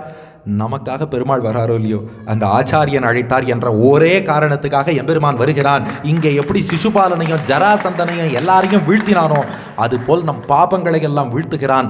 ருக்மிணியை எப்படி துவாரகைக்கு அழிச்சுன்னு போனானோ அதுபோல் நம்மையும் வைகுண்டத்துக்கு அழிச்சுன்னு போகிறான். துவாரகையில் ருக்மிணிக்கும் கண்ணனுக்கும் திருக்கல்யாணம் நடந்ததுன்னா வைகுண்டத்தில் இந்த ஜீவாத்மாவுக்கு பரமாத்மாவோடு திருக்கல்யாண வைபவம் நடக்கிறதுன்னு அர்த்தம். இதை நடத்தி வச்சவர் யார்? அந்த தூதுவர் த்விஜனாகிய ஆச்சாரியன். அந்த ஆச்சாரியனுக்கு இந்த ஜீவாத்மா என்ன கைமாறு பண்ண முடியும்? அதான் ருக்மிணி என்ன பண்ணா, ந பஷ்யந்தி பிராமணாய பிரியமன்யத்து நனாமசா. அந்த தூதுவர்கிட்ட ருக்மிணி என்ன சொன்னா, தலையல்லால் கைமாறலேன்னு விழுந்தா. ஏன்னா ருக்மிணி ஜீவாத்மா, அந்த தூதுவர் ஆச்சாரியன். ஒரு ஆச்சாரியனுக்கு ஜீவாத்மா, சுவாமி பிள்ளலோகாச்சாரியார் சாய்ச்சார், ஆச்சாரியனுக்கு சத்ருஷ பிரத்யுபகாரம் பண்ணுகையாவது ஈஸ்வர துவயமும் விபூதி சதுஷ்டயமும் உண்டாகில்னர். நீ ஆச்சாரியனுக்கு ஈக்குவலண்ட்டாக கைமாறு செய்யணும்னா, ரெசிப்ரோகேஷன் பண்ணணும்னா அதுக்கு இன்னொரு பெருமாளும் இன்னொரு வைகுண்டமும் வேணும்னார். ஏன்னா பெருமாளையும் வைகுண்டத்தையும் ஆச்சாரியன் நம்ம கொடுத்துருக்கார். இன்னொரு பெருமாளும் கிடையாது, இன்னொரு வைகுண்டமும் கிடையாது, இருந்தாலும் நம்மளால் கொடுக்க முடியாது. அப்போ என்ன தான் பண்ணுறது? போற்றி உகப்பதும் புந்தியுள் கொள்வதும் பொங்கு புகழ் சாற்றி வளர்ப்பதும் சற்றல்லவோ முன்னம் பெற்றதற்கு. எப்போதும் அந்த ஆச்சாரியன்ற நன்றியோடு இருப்போம். மனசில் எப்போதும் அவர் திருவடிகளை தியானம் பண்ணுவோம். எங்கே போனாலும் அந்த ஆச்சாரியர் புகழை நன்னா சொல்லுவோம். அவரால் தான் இந்த நிலையில் இருக்கேன்னு சொல்லுவோம். இதெல்லாமும் கைமாறு இல்லை. இதெல்லாம் கொஞ்சம் பண்ணின்னு வாழ்ந்தால் ஏதோ நன்றி விசுவாசம் உள்ளவன் நம்ம சொல்லிக்கலாம். அதையும் நாம் பண்ணலைன்னா நாம் நன்றி கெட்டவன் தான் அர்த்தம். அதனால் ஆச்சாரியனுக்கு தலையல்லால் கைமாறிலேன் என்ற பெரிய தத்துவத்தை உணர்த்துவது தான் இந்த ருக்மிணி கல்யாணம். அதுதான் ந பஷ்யந்தி பிராமணாய பிரியமன்யத்து நனாமசா. ஆச்சாரியனுக்கு என்ன செய்வதுன்னு தெரியாமல் நாமும் அவர் தலையில், அவரோட திருவடியில் நம்ம தலையை வச்சு தலையல்லால் கைமாறலேன்னு சொல்கிறோம். இப்படி கண்ணனுடைய சரித்திரங்களை எல்லாம் சொல்லி கொண்டு வந்த சுகபிரம்மம் எப்போதுமே கண்ணன் வைகுண்டம் போகிறத சொல்லி நிறைவு செய்கிற வழக்கம் கிடையாது. இன்றைக்கி பாருங்க, அடியன் சீக்கிரமாகவே பூர்த்தி பண்ணுறேன் பாருங்க. என்ன ரீசன்னா, வித் உங்கள் பர்மிஷனோட, ஏன்னா நாளைக்கு சீக்கிரம் கிளம்பணும், அதனால் இன்றைக்கி சீக்கிரம் பூர்த்தி பண்ணணும். அடியன் இன்னுமே கொஞ்சம் அட்வான்ஸாக நிறைவு செய்கிறேன். என்ன காரணம்னா, இன்னைக்கு கிளம்புறதுனால நீங்கள் யாராவது இன்ட்ராக்ட் பண்ணணும்னு நினைப்பேன். அதனால் ஏதாவது உங்கள் பர்மிஷனோட ஏதாவது ஒரு 10 minutes இன்ட்ராக்ஷன்னா நீங்களும் பண்ணலாம். ஏன்னா அடியனுக்கும் வருத்தம், இவ்வளோ தூரம் 7 நாள் வந்து உபன்யாசம் கேட்டிருக்கா. அதனால் நீங்கள் என்ன இன்ட்ராக்ட் பண்ணணுன்னாலும் ஒரு 10 minutes என்ன டைம் பர்மிட் பண்ணுறாலும் அஃப்கோர்ஸ் வித் தேர் கன்கரன்ஸ் அது பண்ணிக்கலாம். ஒன்று, அதே மாதிரி அவர் சாமி சாய்ச்ச மாதிரி ஜூமில் வாரமே இருக்குது. அதனால் நீங்கள் டேரெக்டாக என்ன கொஸ்டின்ஸ் கேட்கணுன்னாலும், எஸ்பெஷலி நிறைய பேர் நம்ம நெக்ஸ்ட் ஜெனரேஷனுக்கு இதெல்லாம் புரிய வைக்க முடியலையே, அதுக்கு எப்படி சொல்கிறது, இதெல்லாம் என்ன, அது வந்து ஓப்பன் கொஸ்டின். அது உபன்யாசம் கம்பராமாயணம்னாலும் நீங்கள் உலகத்தில் எதை பற்றி கேள்வி கேட்டாலும் பதில். அப்படி தான் ஸ்ரீதர் சுவாமி சொல்லியிருக்கார், question will not be related to Kambaramayanam alone. அது அன்னி உபன்யாசம் பற்றி இருக்கலாம், உலகத்தில் எந்த விஷயம் பற்றி வேணாலும் இருக்கலாம், என்ன கேள்வி வேணாலும் கேளுங்கன்னு அது ஓப்பன் கொஸ்டின். ஸோ அங்கேயும் நம்ம இன்ட்ராக்ட் பண்ணிக்கலாம். அவர்கிட்ட நீங்கள் அந்த ஜூம் ஐடி வாங்கிட்டேன்னா உங்களோட டைமில் எவ்ரி தேர்ஸ்டே இருக்குது அது. ஸோ இப்போது நம்ம நிறைவு செய்யும் தருணத்தை அடைந்து விட்டோம். பொதுவாக கிருஷ்ணன் வைகுண்டம் போனாருங்கிறத சொல்லி நிறைவு செய்கிற வழக்கம் கிடையாது. காரணம் என்னென்னா, எப்போதும் பெருமாள் தாயார் திவ்ய தம்பதியார் நம் உள்ளத்திலும் இல்லத்திலும் எழுந்தருளியிருந்து நமக்கு அனுகிரகம் பண்ணணுமே ஒழிய அவரை பேக் பண்ணி அனுப்புறதுக்காக நம்ம உபன்யாசம் பண்ண வரல. அதனால் ருக்மிணி கல்யாணத்தோடு மங்களகரமாக நிறைவு செய்கிறோம். இப்படி கண்ணனுடைய வரலாற்றை எல்லாம் சுகபிரம்மம் பரீட்சித்துக்கு எடுத்து சொல்லிவிட்டு 7 நாள் பூர்த்தியாகுது. சுகபிரம்மம் சொல்கிறார், நான் புறப்படுற தருணம் வந்துருத்து அப்படின்னு விடைபெற்றார். 12வது ஸ்கந்தம். இத்யுக்தஸ்தம் அனுஜ்ஞாய பகவான் பாதராயணிகி ஜகாம பிக்ஷுபிஸ்ஸாக்கம் நரதேவேன பூஜிதா. இப்போ பரீட்சித்து சுகபிரம்மத்தை ஆராதித்தான். அவன் என்ன சொல்கிறது, தலையல்லால் கைமாறிலேன்னு சுகபிரம்மம் திருவடிகளில் விழுந்து வணங்கினான். எப்படி அடியனோ இந்த ஏற்பாடு பண்ணவாளுக்கெல்லாம் தலையல்லால் கைமாறிலேன்னு தான் நன்றி சொல்லணும். பூண்டி மாமா அவர் அவ்வளோ தூரம் எஃபர்ட்ஸ் எடுத்து இவ்வளோ வேகமாக விசா வாங்குவார்னு அடியனுக்கு தெரியாது. அவ்வளோ அவர் எஃபர்ட்ஸ் எடுத்து அழிச்சுன்னு வந்தார். பூண்டி மாமாவுக்கு தலையல்லால் கைமாறிலேன்னு சொல்லணும். இங்கே நம்ம ஸ்ரீதர் சுவாமி, சம்பத் சுவாமி, இங்கே உள்ள எல்லா நிர்வாகிகள், அர்ச்சக சுவாமிகள் இவாழ்லாமும் அவ்வளவு நன்னா ஏற்பாடு பண்ணி அவள் ஆற்றுல ஸ்ரீதர் சுவாமி அவள் தேவிகள் 2 பேருமா சேர்ந்து நம்மளை கவனிச்சுட்டதாகட்டும். அந்த ஹாஸ்பிட்டாலிட்டி இது ஒன்றொன்றும் அகைன் தலையெல்லால் கைமாறிலேன். இது அவர் ரங்கநாதன் சுவாமி திருமாளிகையில் ஒரு நாள் உபன்யாசம் அங்கே அவர் ஹோஸ்ட் பண்ணார். இது போல் இன்னும் பல பேர் அடியன் என்னென்னா நிறைய பேர்கிட்ட க்ஷமாபணம் தான் கேட்கணும். நிறைய பேர் ஆத்துக்குவான்னு கூப்பிட்டா நமக்கு என்னென்னா இதே ஃபோக்கஸ்லேயே நாம் இருந்துட்டு இருந்தால் தான் இங்கே வரும்போது அந்த அனுபவத்தை ஷேர் பண்ண முடியும். அப்படியே அங்கே இங்கே சுற்றிட்டேன்னு வச்சுக்கோங்களேன், அதை பற்றி இங்கே பேசிட்டு போயிடுவேன். அப்புறம் அதனால் அடியன் கொஞ்சம் அந்த ஃபோக்கஸ்லேயே இருக்கணும்னு நினைப்பேன். அதனால் யாருக்காவது மனசு அதனால் கஷ்டப்பட்டுருந்தா அவள்கிட்ட க்ஷமாபணம் கேட்டுக்கிறேன். அடியன் வரலன்னு நினைக்காதீங்க. யூடியூப் மூலமாக உங்கள் எல்லாத்துக்கும் டெய்லி வந்துன்னு தான் இருக்கேன். அஃப்கோர்ஸ் நெக்ஸ்ட் டைம் ஏதாவது வாய்ப்பு இருந்தாலும் நிச்சயமாக சந்திப்போம். அதுபோல் ஒவ்வொரு நாளுமே வாழ்த்தெல்லாம் சொன்னால் அதுபோல் நம்ம பூண்டி மாமா ஒரு நாள் அனுகிரகம், அதுபோல் மாமி ஒரு நாள் பேசினா, சாரதா மாமி, இதுபோல் எத்தனையோ பேர் வாழ்த்தி பேசினா, சம்பத் சுவாமி, அர்ச்சக சுவாமி ஒரு நாள் வாழ்த்தினார். இப்படி வாழுக்கும். மற்றபடி இது ஏற்பாடு பண்ணுறதுக்கு மைக் ஏற்பாடு பண்ணி கொடுத்தார். நீங்கள் எல்லாம் ஒரு பக்கம், நிறைய பேர் ரசித்து அதுவும் அனுபவிக்கிறவாளாக இருக்கணும். ரசிகா புவி பாவுக்காகான்னு பார்க்குறோம் பாருங்க பாகவதத்தில். ரசிகர்களாக இருக்கணும், பாவிச்சு அனுபவிக்கிறவாளாக இருக்கணும். நம்ம மானசீகமாக கிளம்புறோன்னா எனக்கு முன்னாடி நீங்களும் மானசீகமாக அங்கே கிளம்புறது பாருங்க. அப்படிப்பட்டவா இருந்தால் தான் பாகவத அனுபவங்கிறது நல்லா இருக்குமா. எம்பெருமான் அனுகிரகத்தால் 7 நாளும் அவ்வளோ பேர், அது வீக் டேயோ ஸ்ட்ராங் டேயோ எல்லா நாளும் அனுபவித்தீர்கள். அதனால் இப்போது தலையல்லால் கைமாறிலேங்கிறது எல்லாருக்கும் அடியேன் இப்போது தெரிவித்துக் கொள்கிறேன். இந்த வாய்ப்புக்கு தலையல்லால் கைமாறிலேன்னு சொல்லி எல்லார் திருவடிகளையும் அடியன் வணங்கி கொண்டு, இப்போ பரீட்சித்தும் சுகபிரம்மத்திட்ட சொல்கிறான், தலையல்லால் கைமாறிலேன் சுவாமி, எவ்வளோ பெரிய அனுகிரகம் பண்ணியிருக்கீர் அப்படின்னு சொல்லி வாழ்த்த சுகபிரம்மம் இப்போது புறப்படுகிறார். அதுக்கப்புறம் என்னாச்சுன்னா, இந்த பரீட்சித்து மோட்சம் மட்டும் நம்ம எம்பெருமானார் சம்பிரதாயத்தில் ஒரு விசேஷ அர்த்தம் காமிச்சிருக்கா. இந்த ஸ்லோகத்துக்கு மற்ற சம்பிரதாயத்தில் இந்த அர்த்தம் சொல்கிறது இல்லை, ஆனால் ராமானுஜ சம்பிரதாயத்தில் இந்த அர்த்தம் இருக்குது. பிராக்கூலே பர்ஹிஷ்யாசீனோ கங்கா கூலே உதங்முகா பிரம்மபூதோ மகாயோகி நிஸ்ஸங்கின்ன சம்சயா. பரீட்சித்து கங்கையின் தெற்கு கரையில் கிழக்கு நுனியா தர்பையை பரப்பி வடக்கு முகமாக அமர்ந்தானா. இப்போ அப்படியே சுகபிரம்மம் சொன்ன கிருஷ்ண லீலைகளை எல்லாம் அப்படியே மனசார தியானம் பண்ணானோ. தியானம் பண்ணவாரே அவன் உடம்பிலிருந்து ஜீவாத்மா புறப்பட்டு தலையிலே உள்ள மூர்தன்ய நாடி வழியாக ஹார்தானுகிரக லப்த மத்திய தமனி துவாராபகிர் நிர்கதா முக்தோர்ச்சிர்தின பூர்வபக்ஷ ஷடுதங் மாசாப்த வாதாம்சுமத் க்ளௌ வித்யுத் வருண இந்திர தாத்ருமகித சீமாந்த சிந்துவாப்ளுதா ஸ்ரீவைகுண்டம் உபேத்திய நித்யம் அஜடம் தஸ்மின் பரபிரம்மணः சாயுஜ்யம் சமவாப்பிய நந்ததி சமம் தேன இவ தன்யப் புமான்னு வைகுண்டத்தை அடைஞ்சுட்டான் பரீட்சித்து. இப்போ அவனுடைய உடம்பு மட்டும்தான் இருந்துதான். இப்போ தக்ஷகன்கிற பாம்பு வந்தது. த்விஜரூப பிரதிச்சன்னஹா காமரூபோ அதசன்ருப்பம் பூவ பஸ்மசாத் சத்யா பஷ்யதாம் சர்வதேகினாம். இப்போ அந்த பாம்பு என்ன பண்ணித்துன்னா பரீட்சித்தோட வெறும் உடலை, ஏன்னா பாகவதம் கேட்டவனை சம்சாரங்கிற பாம்பும் தீண்டாது, தக்ஷகன்கிற பாம்பும் தீண்டாது, அவன் மோட்சம் போயிட்டான். வெறும் உடம்பு மட்டும்தான் இருந்தது. அந்த உடம்பை அந்தணன் வேஷத்தில் தக்ஷகன் கடிச்சிட்டானோ. கடிச்சதும் என்னாச்சுன்னா அந்த உடம்பு எரிஞ்சு சாம்பல் ஆகிடுத்தான். புரிஞ்சுதான்னு கேட்டா வியாக்கியானத்தில். புரியலையா? எந்த பாம்பு கடிக்கும் சாபமோ, சாபத்தால் கடிக்க வந்த பாம்பு கூட அவனுக்கு புத்திர கிருத்தியம் பண்ணிட்டு போயிடுது. வைகுண்டம் போனவனுடைய உடம்பை பையன் என்ன பண்ணணும்? தகனம் பண்ணணும். பாம்பு பையன் ஸ்தானத்தில் அவனுக்கு சம்ஸ்காரம் தான் பண்ணிட்டு போச்சே ஒழிய கடிக்கவில்லை. அதனால் அது கடித்தவாறே அவன் உடம்பு சாம்பலாச்சுன்னா என்ன அர்த்தம்னா, பாகவதம் கேட்டவாழ சம்சாரம்ங்கிற சர்ப்பம் கூட கடிக்காது என்பது தான் தாத்பரியம். அவன் மோட்சம் போயிட்டான். அதுக்கப்புறம் வெறும் உடம்ப சாம்பலாக ஆக்கியது அந்த பாம்பு. இந்த பரீட்சித்து மோட்சத்தை பார்த்து பிரம்மாவே வியந்தாராம். ராஜ்யோ மோட்சம் ததா வீக்ஷிய புரா தாதாபி விஸ்மிதா. பிரம்மாவே வியந்து பாகவத சப்தாகத்தை அப்படி கொண்டாடினாராம். எந்த இடத்துல ஒரு சப்தாகம் நடக்கிறதோ அது ஒரு புண்ணிய தீர்த்தம் போல. இந்த 7 நாள் லிட்ரலாக நம்ம கங்கையிலையும் யமுனையிலையும் கோதாவரியிலையும் காவேரியிலையும் ஸ்நானமே பண்ணதாக அர்த்தம். ஒருத்தன் சம்சாரத்தில் சுற்றின்னு இருக்கான்னா இது வரைக்கும் அவன் காதில் பாகவதம் விழலேன்னு அர்த்தங்கிறான். பாகவதம் அவன் காதில் விழுந்திருக்குன்னா இதுக்கு முன்னாடி ஏதோ ஒரு ஜென்மத்தில் அவன் காதில் பாகவதம் விழுந்திருக்குன்னா அடுத்த ஜென்மம் அவனுக்கு இருக்கவே வாய்ப்பு இல்லை. அப்போ இப்போ நாம் பிறவி எடுத்திருக்கோம்னா இது வரைக்கும் ஒரு ஜென்மத்தில் கூட நாம் பாகவதம் கேட்கலன்னு அர்த்தமா. ஸ்லோகம் இருக்கு, தாவத் சம்சார சக்கரேஸ்மின் பிரமதே அஜானத புமான் யாவத் கர்ணகதா நாஸ்தி சுகசாஸ்திர கதாட்சண. இதை கேட்காதவனுக்கு தான் இப்படி இருக்குமே ஒழிய, யார் ஒருத்தன் சுகபிரம்மம் சொன்ன பாகவதம் கேட்டானோ அது எல்லா பாபங்களையும் போக்கிடும், இடத்தையும் ஒரு புண்ணிய தீர்த்தமாக ஆக்கிவிடும். முழுக்க முழுக்க வேதத்தின் சாரம், உபனிஷத்தின் சாரம் அத்தனையும் இருக்குது. அப்படி கண்ணனின் வடிவமாகவே இருக்கக்கூடிய இந்த பாகவதத்தை அனுபவித்தோம். பூர்த்தி பண்ணும்போது 3 ஸ்லோகங்கள் சொல்வது வழக்கம். முதல் ஸ்லோகம் என்னென்னா, கஸ்மையேன விபாசிதோயம் அதுலோ ஞான பிரதீப புரா தத்ரூபேண ச நாரதாய முனையே கிருஷ்ணாய தத்ரூபிணா யோகீந்திராய ததாத்மநாத பகவத் ராதாய காருண்யதா தச்சுத்தம் விமலம் விஷோகம் அமிர்தம் சத்யம் பரம் தீமகி. முதல் ஸ்லோகம் சத்யம் பரம் தீமகி, நிறைவு ஸ்லோகமும் சத்யம் பரம் தீமகி. இந்த தீமகிங்கிற வார்த்தை எதில் வரும்? காயத்ரி மந்திரம். பாகவதம் என்பதே காயத்ரி மந்திர சாரம்.